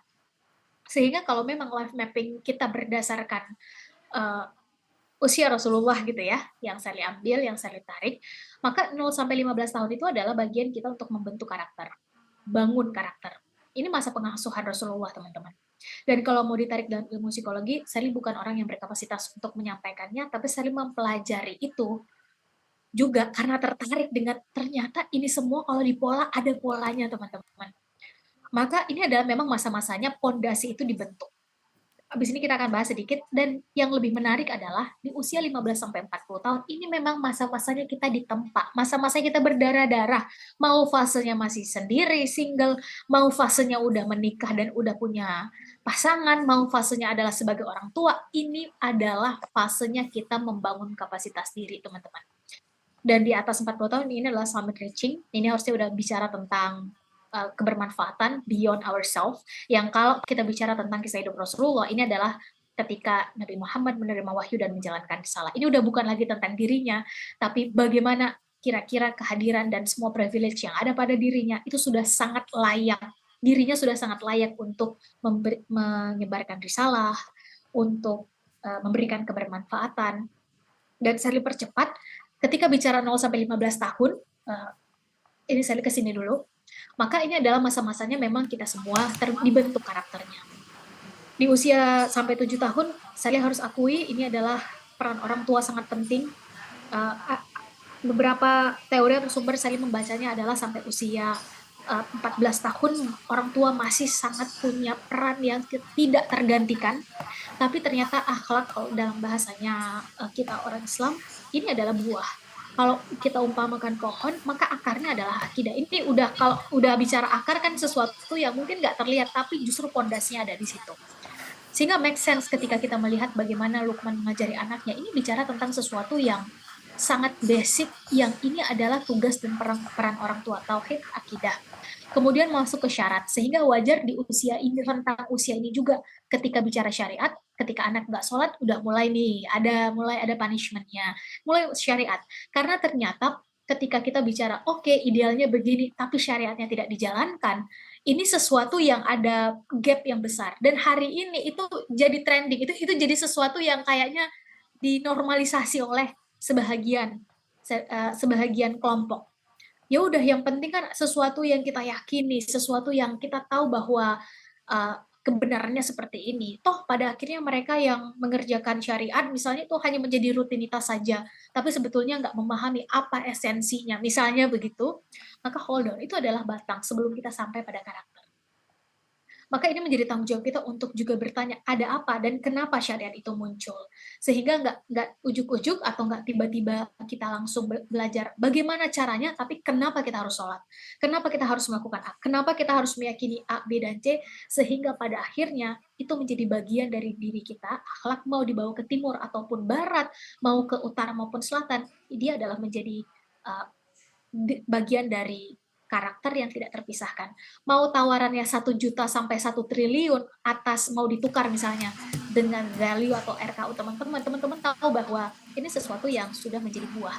Kalau mau potong, tebang, akan harus ditebang dari akarnya. Nggak bisa, ya udah potong aja deh daunnya atau buahnya nih, ya udah tumbuh lagi. Karena ternyata akarnya udah kuat di dalam tanah, yang mayoritas tumbuhan kan di dalam tanah ada akar-akar yang tidak yang akar gantung ada teman-teman, tapi ternyata boleh jadi ini sesuatu yang nggak terlihat. Dan bagian ini justru yang harus selesai sebelum kita bicara tentang RKU. Sehingga jadi make sense ketika RKU berbeda kasar aktivitasnya dengan kegiatan sehari-hari. Tunggu dulu, ini mungkin ada yang keliru atau ada yang perlu kita luruskan dulu tentang RKU ini adalah sesuatu yang bukan diselesaikan di sisa waktu, tapi menjadi bagian yang inline dari keputusan-keputusan dalam hidup kita.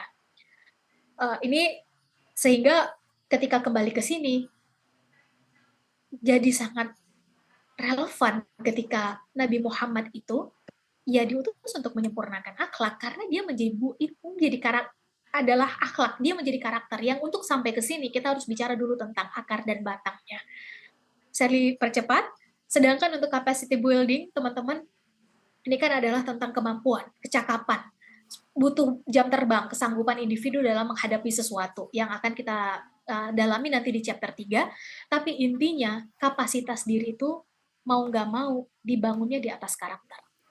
Karena kalau kita membangun skill tanpa membangun yang 3 hal tadi, yang sudah sampai pada buahnya gitu, mungkin skillnya oke gitu ya, oke 10.000 jam terbang, tapi sedikit aja digoncang, atau sedikit aja dapat distraksi, atau yang tadi kita bahas di awal, apa saja yang mengganggu fokus kita, itu gampang berpindah, gampang tergoyang, endurance-nya gampang turun. Sehingga menjadi benar ketika setiap kita punya keunikan, kalau ini kan sesuatu yang ya udah karakter, nggak berubah lagi. Tapi kalau bicara tentang kecakapan, kemampuan, setiap kita teman-teman kemampuannya beda-beda. Ada yang mungkin unggul dalam hal berbahasa, ada yang unggulnya dalam bidang kreativitas. Kita punya potensi yang berbeda-beda, yang saya yakin ini materinya sudah oleh Kang Coki atau pemateri lain gitu, Pak Surya atau Coach Surya atau Kang El, tapi potensi kita berbeda-beda. Tapi ketika ini terjadi di usia 15-40 tahun, maka ini adalah masanya kita membangun itu, teman-teman. Jadi gagal, belum tepat, keliru, sedih, penolakan adalah hal yang wajar, berdarah-darah. Kadang-kadang mungkin ada keputusan yang boleh jadi membuat kita jadi refleksi dan mengevaluasi dalam hidup. Entah itu kan kalau dalam Al-Quran fasenya ada fase kita masih sendiri, fase biru walidain dengan orang tua, fase dengan kita berpasangan, menikah dan punya suami dan istri, fase kita punya anak menjadi orang tua, dan fase ketika kita menjadi kakek dan nenek. Maka fasenya mungkin berbeda-beda, tapi di usia ini 15-40 tahun, mungkin ada yang menikah di usia 20, mungkin ada yang usia dia 25, 28, 30, name it, dan ada yang misalnya punya anak di usia 35, saya yakin beda-beda. Tapi ternyata prosesnya ini juga akan berbeda, dan perjalanan kita masing-masing unik. Makanya nggak ada yang 100% bisa kita copy-paste, teman-teman. Maka mulailah berani untuk mengeksplor banyak hal selama itu baik dan benar. Konteks benar ini jelas dasarnya, apalagi kita jelas Al-Quran dan As-Sunnah. Karena itu yang nggak berubah lagi. Tujuannya apa untuk semua ini kita lakukan untuk apa? Pada akhirnya adalah ya kita harus akui kembali pada basicnya, ya untuk menghamba dasarnya kita dan menjadi khalifah di muka bumi. Terkait ini saya nggak banyak menjelaskan karena saya yakin materi khalifah fil art ini udah dijelaskan oleh Kang El di awal. Tapi intinya bicara khalifah ini punya konsekuensi yang sangat besar, teman-teman. Sehingga potensi, kapasitas kita, keahlian kita, kemampuan, kesanggupan, kecakapan ini bukan hanya untuk diri kita sendiri, tapi khalifah fil ard, menyelesaikan masalah yang ada. Dan selama nafas masih di kandung badan, selama itu pula masalah akan selalu ada. Jadi sebetulnya RKU ini adalah sesuatu yang ya udah, sebetulnya sekarang lagi ada masalah apa di sekitar kita, mulai identifikasi. Kalau mulai dari situ aja sebetulnya kita sudah bisa one step ahead untuk melihat RKU kita apa. Tapi saya nggak masuk ke situ karena materi malam ini bukan di sana. Nah, dalam usia 15-40 tahun ini, dalam membangun kapasitas, ada sedikit rumus yang Sherly merasa cocok dengan ini. Kalau teman-teman punya rumus lain, silahkan.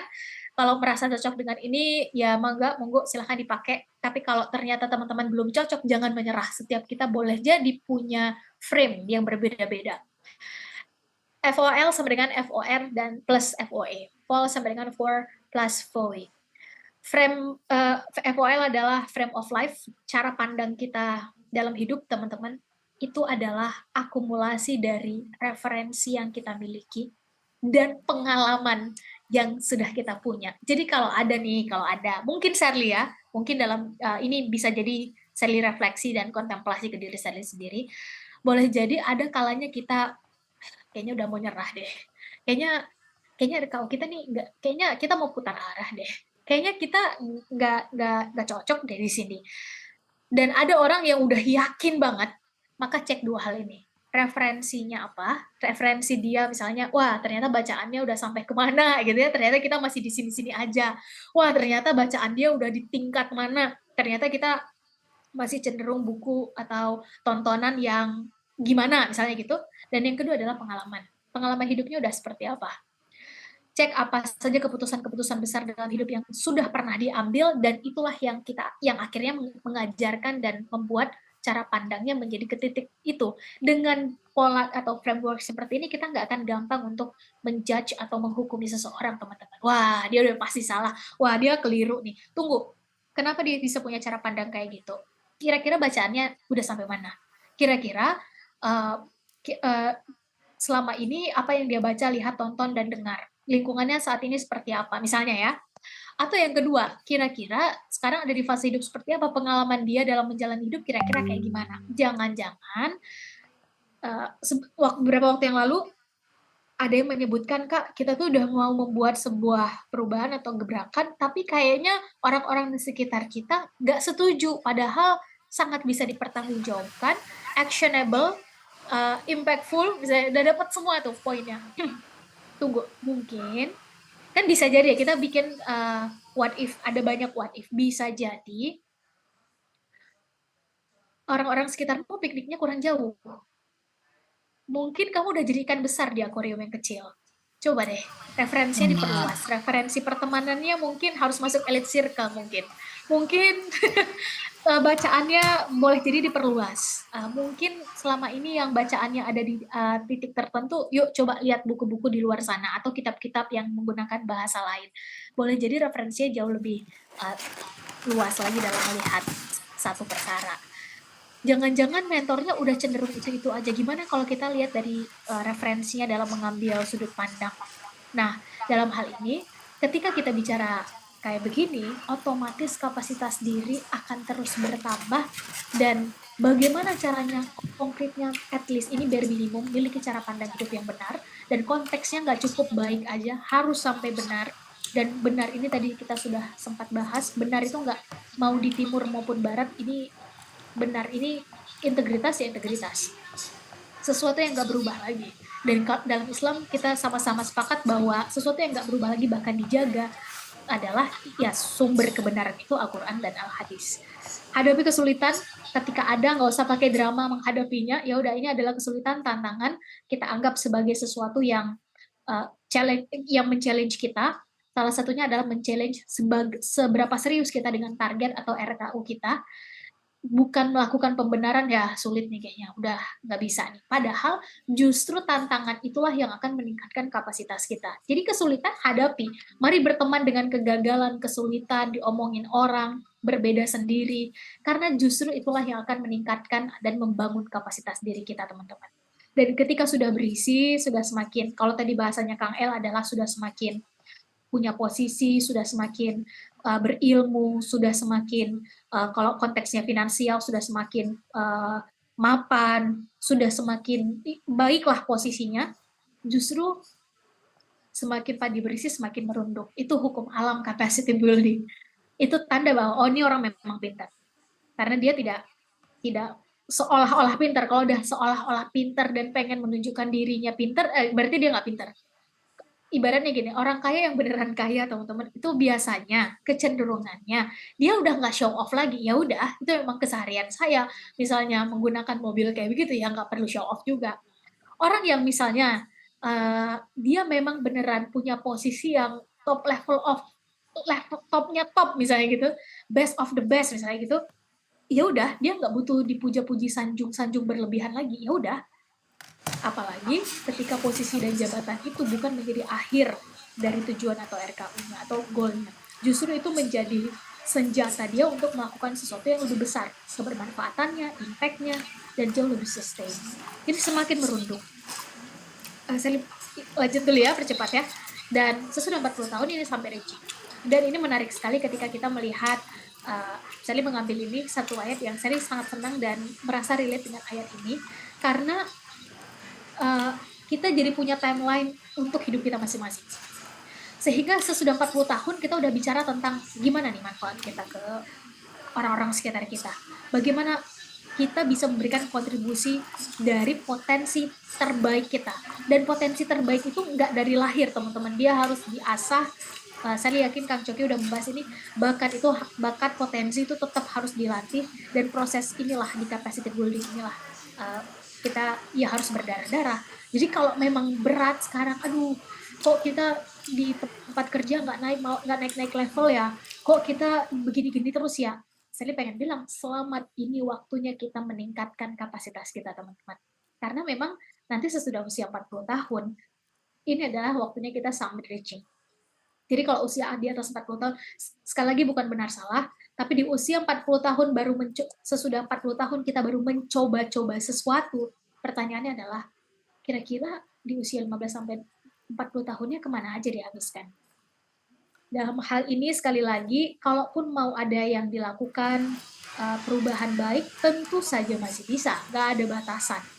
Tapi harapannya udah bukan lagi tentang keakuan, tapi ini tentang kembali ke nilai atau value atau semangat ini, spirit ini, bahwa kita pengen ninggalin apa untuk generasi sesudah kita. Kira-kira bagaimana agar yang kita lakukan ini bukan hanya tentang diri kita, tapi beyond ourselves. Sehingga dalam prosesnya nanti yang dibutuhkan bukan hanya memulai, tapi konsisten sampai garis finish. Tadi yang sudah di-highlight oleh Mas Fahrul, Kang El gitu ya, bahwa without commitment we never start, kata Denzel Washington. dilanjutkan lagi without consistency, we never finish. Sehingga justru konsistensi ini adalah upaya yang kita lakukan agar kita bisa finish. Sampai mana batasannya? Sampai kita tahu bahwa ini batasnya kita. Kalau kita lanjutkan justru kemudaratan yang akan terjadi, maka boleh jadi ini adalah tentang ego dan greedy yang akhirnya kita, supaya sustain kayaknya bukan kita lagi deh yang harus berada di posisi ini. Karena saya pribadi meyakini bahwa setiap orang akan ada masanya dan setiap masa akan ada orangnya. Sepertinya sudah jam 9:30, jadi saya percepat bagian ini ya teman-teman. Mohon maaf sekali. Oke. Saya ambil 3 poin saja. Pertama adalah the power of focus. Yang kedua adalah the circle and the system. Yang ketiga adalah Gavelful. Saya dipercepat. Jadi ini sudah mayoritas sudah kita bahas dan di materi sebelumnya saya yakin juga sudah. Tapi saya highlight poinnya bahwa pada akhirnya fokus itu menjadi sangat penting. Kita bisa mulai dari akhir teman-teman. Start with end. Apa target kita? Pertanyaan paling konkret. Usia 50 tahun. Teman-teman ngelihat diri sendiri kondisinya kayak gimana? Apa yang teman-teman lakukan? Kira-kira itu memberi dampak apa untuk orang-orang sekitar? Oke, 50 tahun kita angkat sedikit. Karena kalau 60 tahun itu ya ibaratnya itu udah benar-benar masa-masa akhir. Kalau 50 tahun kan masih ada lah based on usia Nabi 63 gitu ya. Kalau berdasarkan BPS, data BPS menyebutkan usia rata-rata orang Indonesia itu 70-72 tahun. Jadi ya 50 tahun kalaupun masih ada yang akan berubah sedikit-sedikit masih bisa lah. Ada hal-hal yang mungkin harus agile dan beradaptasi masih bisa lah. Kita coba upayakan gitu ya dengan kapasitas building yang sudah kita lakukan hingga usia 40. Jadi mulai dari hal akhir, kira-kira di usia 50, 60, atau lebih ekstrim lagi, seperti yang Kang El pernah presentasikan. Di akhirat nanti kita mau mempertanggungjawabkan apa? Ke hadapan Rasulullah. Ini ya Rasul yang sudah kita lakukan. Misalnya. Itu kan ekstrim banget ya. Jadi kayak udah di tingkat tertentu di mana ini ya Rasul yang mau kita persembahkan. Tapi saya memahami juga bahwa ada sebahagian atau ada mungkin segelintir kita yang kayaknya tuh berat banget deh buat kita. Maka kita mulai dari hal yang paling konkret, kita mulai dari hal akhir. Teman-teman kira-kira usia 50-60 tahun, teman-teman lihat diri sendiri sebagai siapa? Apa yang dilakukan? Apa dampak yang bisa kita berikan? Kontribusi apa yang bisa kita lakukan? Yang otomatis itu bukan lagi tentang saat itu kita ada di posisi dan jabatan itu adalah cara kita untuk bisa melakukan kebermanfaatan itu, teman. Saya pengen supaya bisa menjadi content creator dengan jumlah follower dan subscriber sekian juta sehingga kita adalah nomor 1 se-Asia atau se-Asia Tenggara. Itu adalah cara untuk mencapai RKU teman-teman. Tapi bukan itu target utamanya teman-teman. Nah, untuk itu mulai dari akhir dan pastikan yang kita kejar adalah kontribusi, bukan posisi. Karena kalau posisi itu nanti berubah. Dalam prosesnya nanti berubah nggak ada masalah. Kenapa? Nanti di akhir kita bahas. Yang kedua, sometimes take a break is totally okay. Kadang-kadang nggak harus ngegas terus-terusan teman-teman. Saat kita capek, ya cari pos-pos terdekat dan istirahat. Dan yang ketiga, karena orang-orang di sekitar kita juga punya hak atas diri kita. Teman-teman kita, orang tua kita untuk yang masih sendiri, yang sudah berkeluarga, ya suami kita, istri kita, yang sudah punya anak-anak, kita punya hak atas kita teman-teman. Jadi take a break agar semuanya bisa harmonis, dan dari awal eliminate distraction. Dan otomatis ini sudah memulai. Asumsi Sally adalah kita semua sudah memulai atau proses memulai, jadi nggak bingung memulai lagi ya Mas Wahru ya. Jadi kita udah bisa mengeliminasi distraksi-distraksi yang kemungkinan muncul. Kita masuk ke poin kedua, gimana caranya? Sally sepakat kalau sendirian itu berat. Maka pilih circle dan sistemnya. Ini beberapa waktu yang lalu Sally mendapat ada beberapa frameworknya teman-teman, tapi ini salah satu yang saya hadirkan tentang friendship pyramid. Ini menarik sih untuk melihat berteman dengan siapa aja, tapi ketika kita bicara tentang circle dan sistem, maka pilih.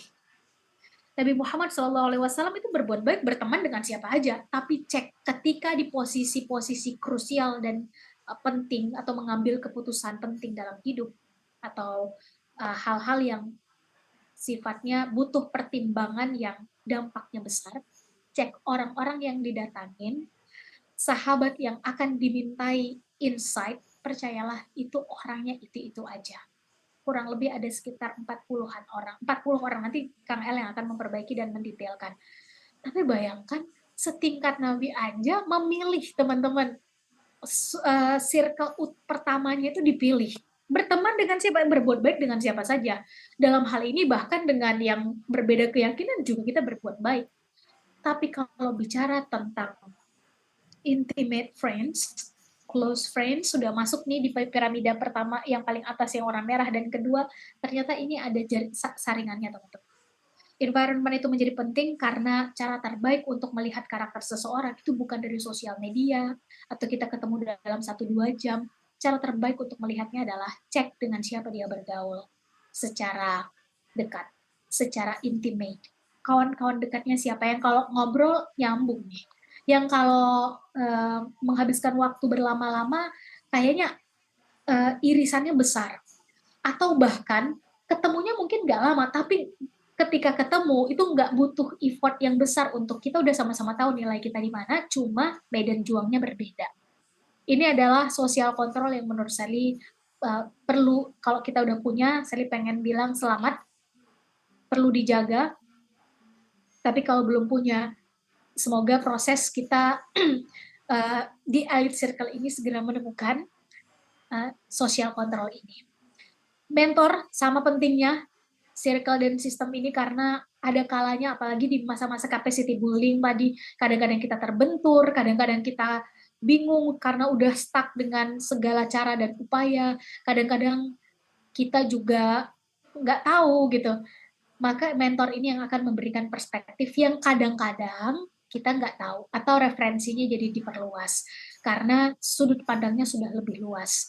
Maka carilah mentor yang dalam tanda kutip memang lebih ilmunya, lebih pengalamannya, lebih referensinya, sehingga lebih duluan memulai misalnya, nggak ada masalah. Tapi yang paling penting adalah ketika kita bicara tentang mentor, maka otomatis kita akan mendapatkan feedback. Kalau nggak dapat feedback, ya bisa, tapi jatuhnya mentor satu arah dari buku, misalnya dari tontonan, bisa kita ambil caranya berpikir.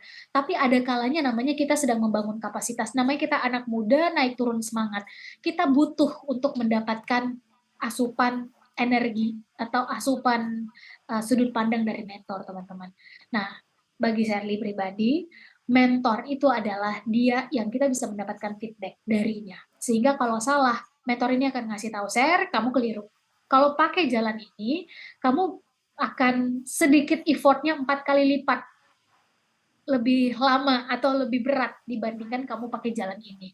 At the end of the day, opsinya tetap teman-teman yang tentukan. Tetap kita yang tentukan, tapi sudut pandang dan referensinya jadi lebih luas berdasarkan pengalaman si mentor. Karena tadi kan ada for dan FOWI kan. Nah, FOWI frame of experience-nya si mentor kita pakai untuk menambah referensi kita. Kita lanjut ya. Ini nanti karena slide-nya kan teman-teman dapatkan, saya langsung masuk ke bagian ketiga, balance versus harmony. Kita sering mendengar belakangan ini, wah semuanya harus seimbang dan lain-lain. Percayalah dalam mengejar target, apalagi RKU yang berdarah-darah ini teman-teman, gak ada istilah balance teman-teman. Kadang-kadang bahkan waktu kita bersama orang-orang tersayang harus terkuras begitu banyak, kadang-kadang. Wah antara pekerjaan dan waktu luang harus balance, enggak.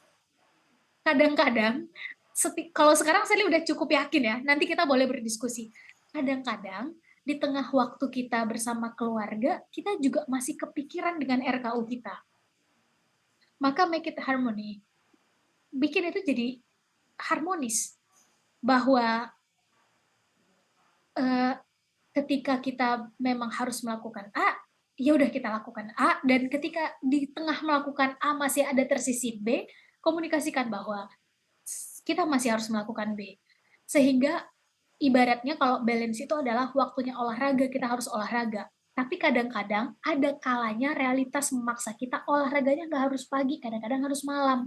Saat kita harus misalnya berperjalanan jauh 3-4 hari, maka olahraga yang biasanya di tempat gym atau ada tempat-tempat khusus karena olahraganya khusus, ini kita harus berdamai, kita harmonisasikan dengan kondisi dan situasi, sehingga yang penting kita tahu bahwa tubuh kita, otot kita terus kita latih, tapi konteksnya kita sesuaikan, kita harmonisasikan dengan aktivitas kita selama seminggu ke depan.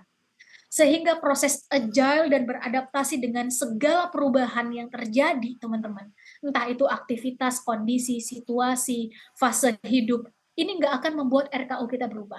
Kita tetap menjaga circle dan sistem kita untuk mengejar RKU tadi. Jadi work-life balance, menurut Sally work-life balance di zaman 5.0 ini udah nggak ada. Yang ada adalah work-life harmony. Kadang-kadang pekerjaannya harus kita kerjakan dari rumah, atau di tengah orang lain sedang tidur kita masih mengerjakan pekerjaan kita misalnya, it's totally okay. Tapi kita tahu ini adalah bagian yang harus kita bayar, sacrifice yang harus kita lewati untuk menuju target kita. Dengan asumsi kita semua udah punya RKU, atau kita dalam proses menyusunnya, atau minimal kita punya target. Minimal itu ya, itu bare minimumnya.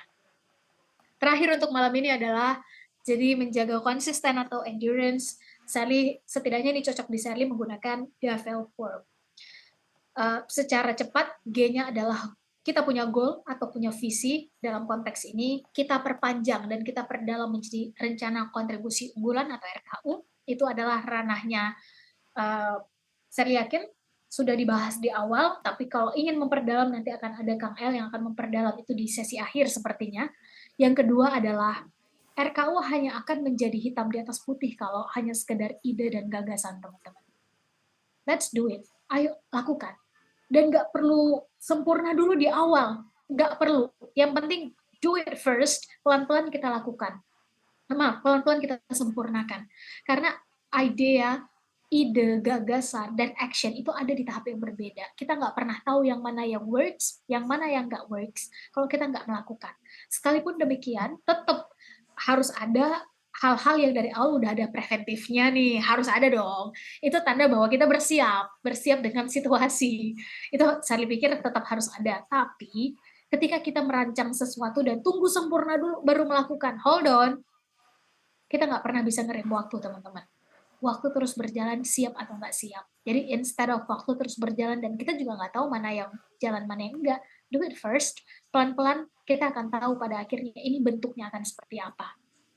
Karena mungkin saya nggak tahu apakah di awal sudah, tapi di akhir kalau ternyata di awal belum, teman-teman tanya dan kejar awal mulanya Elite Circle ini seperti apa, apakah sudah semantap yang sekarang.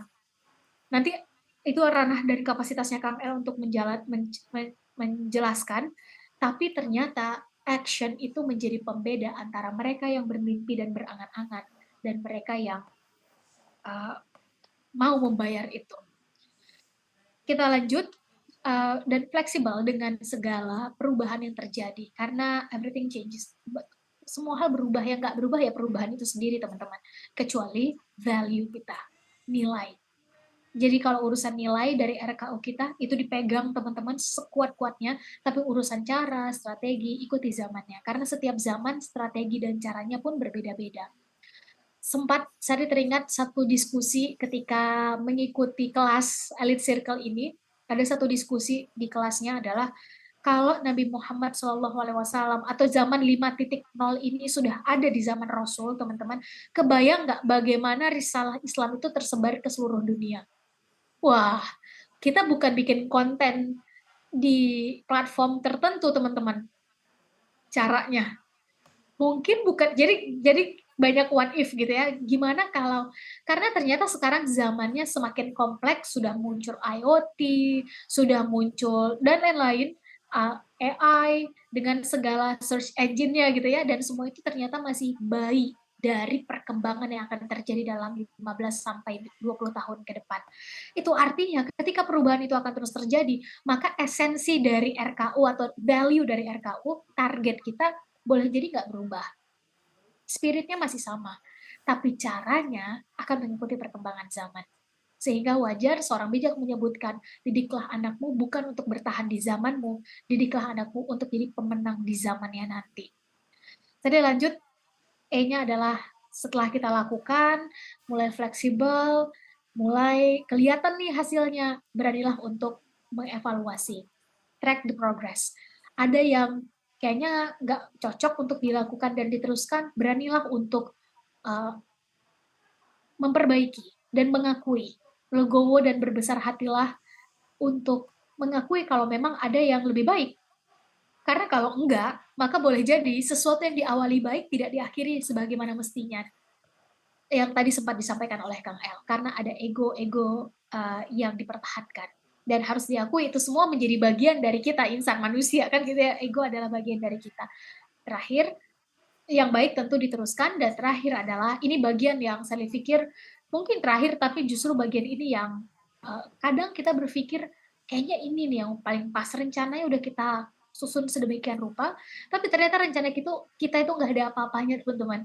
Let Allah do the rest. Karena logika manusia terlalu terbatas untuk bisa mengerti semuanya sekarang, maka boleh jadi kita juga belum paham kenapa ini harus terjadi sekarang misalnya. Kenapa kegagalan ini harus kita lewati bertubi-tubi. Kenapa harus kita yang mengemban amanah ini, ya kenapa enggak gitu kata Tuhan ya. Tapi logika kita belum bisa mengerti itu. Karena we only can connect the dots when we looking backwards, kita baru bisa nge-connectin, oh iya ya, kenapa 10 tahun yang lalu kita harus melewati masa-masa itu ya. Kenapa 5 tahun yang lalu kita harus gagal dulu berkali-kali ya?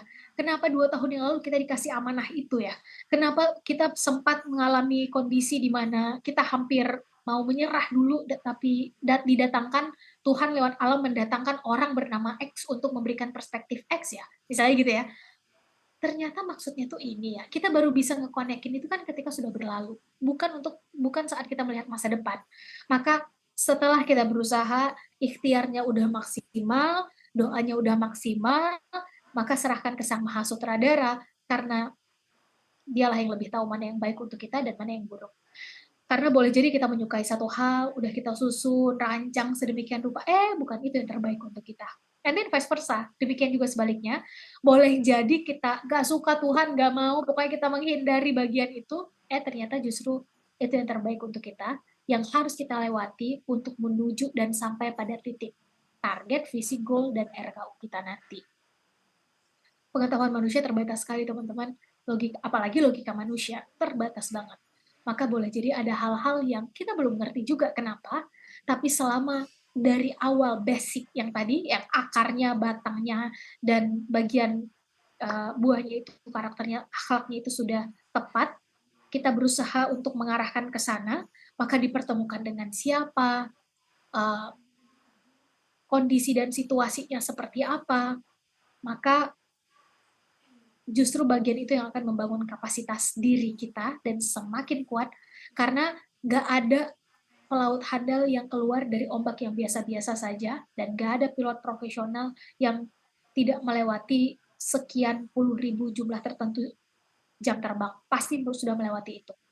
Sehingga melihat hal-hal yang tadi sempat kita bahas di awal, udah dari kacamata yang berbeda. Ketika ujian kesabaran ini datang, maka kembali, let Allah do the rest. Sekalipun demikian, bertahan dan bersabar itu bukan diam pasif, tapi sabar itu adalah sesuatu yang aktif. Apa yang bisa kita lakukan, bagian mana yang masih tersisa dan bisa kita selamatkan. Dan semoga Elite Circle ini menjadi wadah kita semua, teman-teman, untuk bisa saling support, saling sulam tambal, saling berkolaborasi ke depan, sehingga kita nggak merasa sendiri dalam perjuangan menuju RKU. Mungkin itu dulu dari Sherly.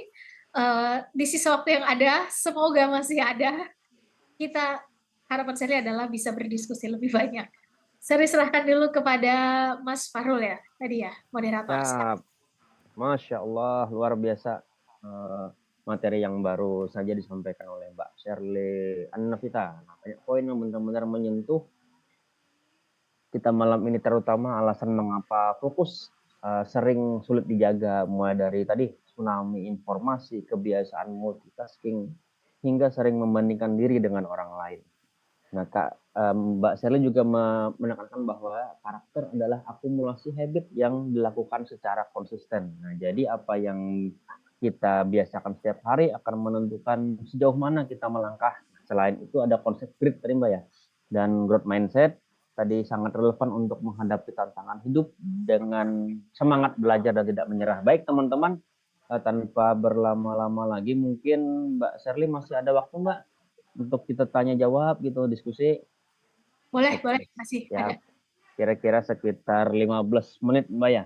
Oke teman-teman, ada yang ingin disampaikan, monggo raise hand, dan mungkin ada di kolom chat, nanti saya akan bacakan. Oke, satu dari Mas Adrian.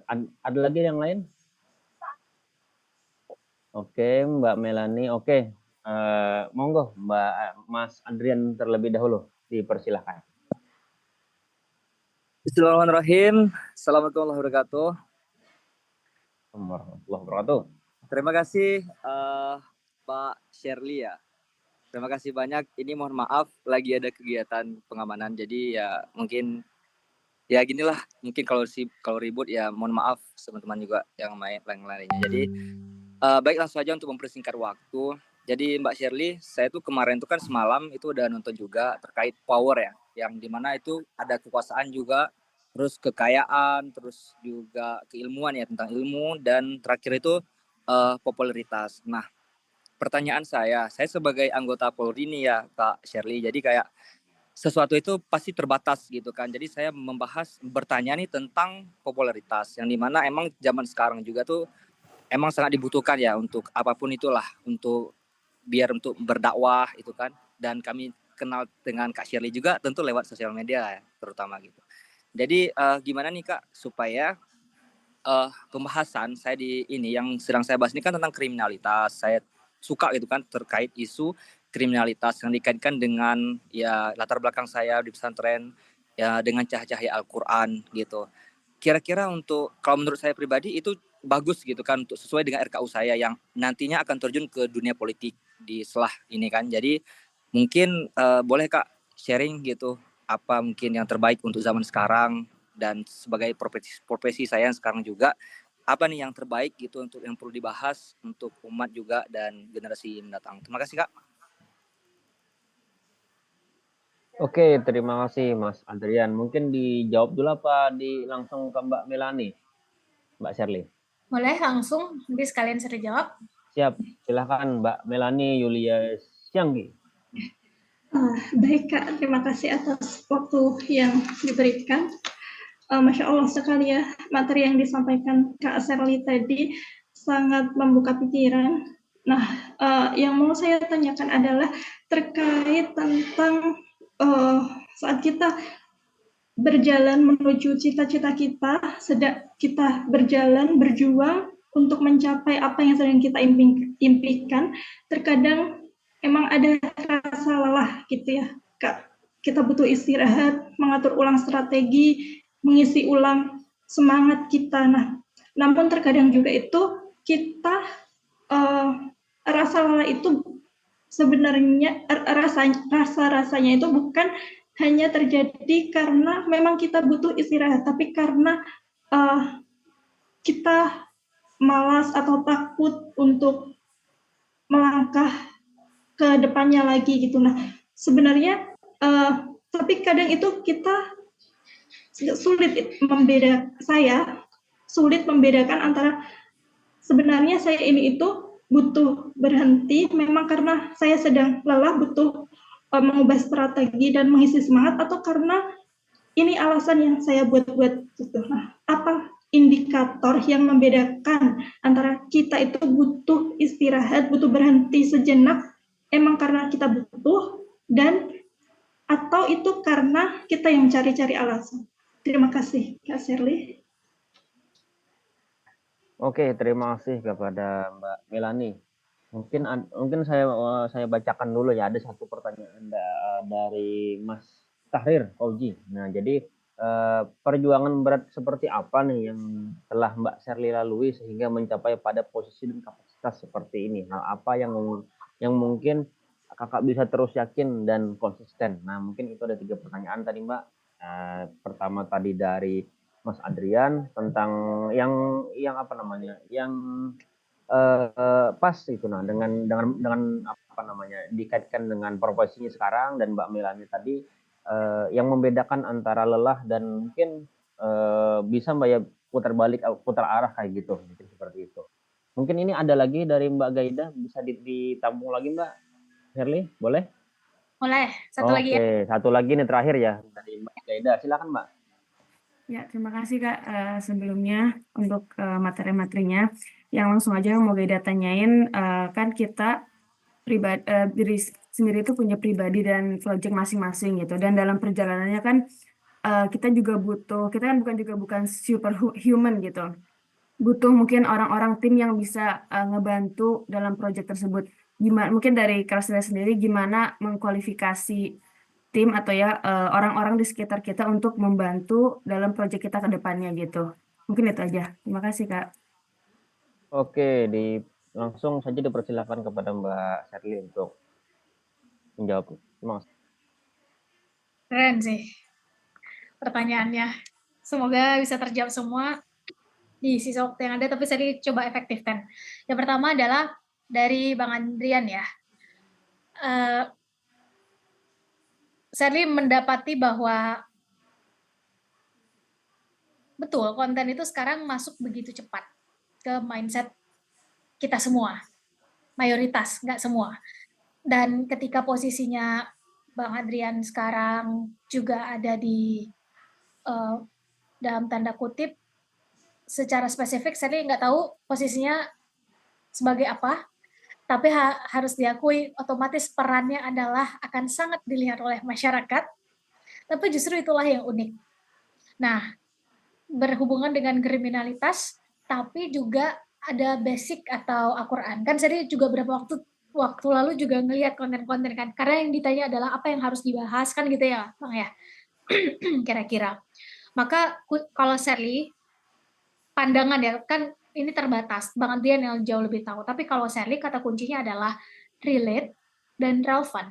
Kalaupun mau ditambah satu lagi adalah agar dia bisa long last, itu ngasih manfaat apa sih buat yang menonton. Jadi kalau udah relate dan relevan, otomatis based on ya udah audiensnya Bang Adrian itu siapa. Kalau ternyata adalah anak muda, berarti apa tingkat kriminalitas apa sekarang yang lagi tinggi di kalangan anak muda misalnya kayak begitu. Dan bahasnya bukan sesuatu yang sifatnya theoretical things, bukan. Kalau mau dibahas sedikit lewat itu boleh, tapi bahaslah dari fenomena-fenomena sosial yang terjadi. Dan itu akan terus ada aja di mana-mana. Nah, yang kedua adalah kalau membahas sesuatu yang relate dan relevan itu, hadirlah, apalagi kalau di generasi muda, itu paling nggak suka digurui. Apalagi di zaman sekarang ya Bang ya, paling nggak suka digurui. Jadi hadirlah sebagai orang yang bukan menghakimi. Apalagi posisinya tuh punya dalam tanda kutip, kalaupun harus melakukan ini benar, ini salah, itu jelas gitu. Apa basicnya berdasarkan aturan, undang-undang kan gitu ya, jelas aturan, jelas basic justifikasinya apa. Nah, kalaupun akan masuk dengan Al-Quran, ditambah yang ketiga, maka hadirlah sebagai yang memberikan bukan hanya pencerahan, tapi ternyata tuh kayak begini loh, dan apa yang bisa kita lakukan. Jadi lebih ke mengajak, peran mengayominya juga dapat, pencerahannya juga dapat, dan dengan kayak begitu yang menonton juga bukan hanya mendapat, oh ternyata tuh kondisinya kayak begitu ya, oh ternyata sudut pandangnya tuh kayak begitu ya. Mereka juga akan dengan senang hati, kayaknya nih cocok deh kalau kita bagikan, sehingga lebih banyak lagi orang yang tahu bahwa fenomena sosial sekarang yang terjadi itu tuh sebetulnya begini dari sudut pandang, silakan, misalnya dari Bang Adrian misalnya punya sudut pandang dari kalau polisi ngelihatnya kayak gimana, kalau Al-Quran ngelihatnya kayak gimana, dan kita semua anak muda bisa ngelihat kayak gimana. Dan disampaikan dengan cara generasinya. Itu yang saya highlight, karena beberapa waktu terakhir, Charlie juga diskusi dengan salah seorang guru bahwa ternyata cara menyampaikan di zaman sekarang itu menjadi sepowerful itu. Apalagi bicara, kalau tadi konteksnya adalah politik, apalagi Bang Andrea tadi meng-highlight politik. Politik itu adalah tentang cara, tentang strategi, tentang siasat. That's it. Kemarin saya sempat diskusi, bukan diskusi ya, kayak bukan ditegur, tapi ketika ada di satu forum, pandangan jelas berbeda, apalagi keputusan-keputusan tertentu jelas berbeda. Tapi akhirnya orang ini, bapak ini gitu ya, sekarang posisinya menteri, itu bilang ke Sherly begini, dan itu masuk ke pikiran dan hati Sherly. Sher, dengan semua keputusan dan nilai yang kamu pegang, saya respect. Hanya saja kemarin kemenangan kami itu hanya kemenangan strategi aja. Kemenangan kami itu hanya kemenangan siasah saja. kelompok kamu itu kurang bersiasat dan kurang berstrategi. That's it. Dan kayak gimana pun Charlie harus akui pernyataan dia itu benar. Nah, apalagi kalau misalnya Bang Adrian ada kepikiran gitu ya untuk mengonversi popularitas tadi masuk ke dalam politik praktis gitu ya, maksudnya dalam pikiran Sally tadi politik praktis, maka pelajarilah strategi dan siasah. Karena nggak semua, tapi mayoritas orang baik pada akhirnya akan kalah di lapangan politik praktis karena tidak mempelajari strategi dan siasah. Mungkin itu dari Sally, Bang. Dan kalau konteksnya adalah konten, apa yang harus dibahas, maka itu tadi yang sempat Sally bahas. Tapi kalau kaitannya dengan politik, karena tadi menggelitik agak ke situ ujungnya, maka sedikit tambahan, pelajarilah strategi dan siasah dalam konteksnya adalah di mana kita sekarang, yaitu di Indonesia.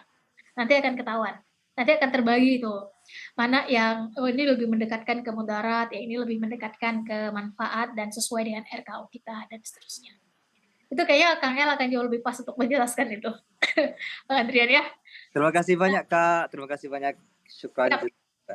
Nah, semoga bisa memberikan perspektif. Yang kedua dari Mbak Melani tentang bagaimana cara membedakan antara ini rasa malas atau takut untuk melangkah, atau sebetulnya ini memang kita ya lagi capek gitu ya, lagi butuh istirahat aja gitu. Indikatornya apa? Rasa. Tadi kan kita menyebutnya rasa ya. Rasa itu kan feeling ya teman-teman, perasaan. Maka cara terbaik untuk melawannya adalah dengan berpikir logis.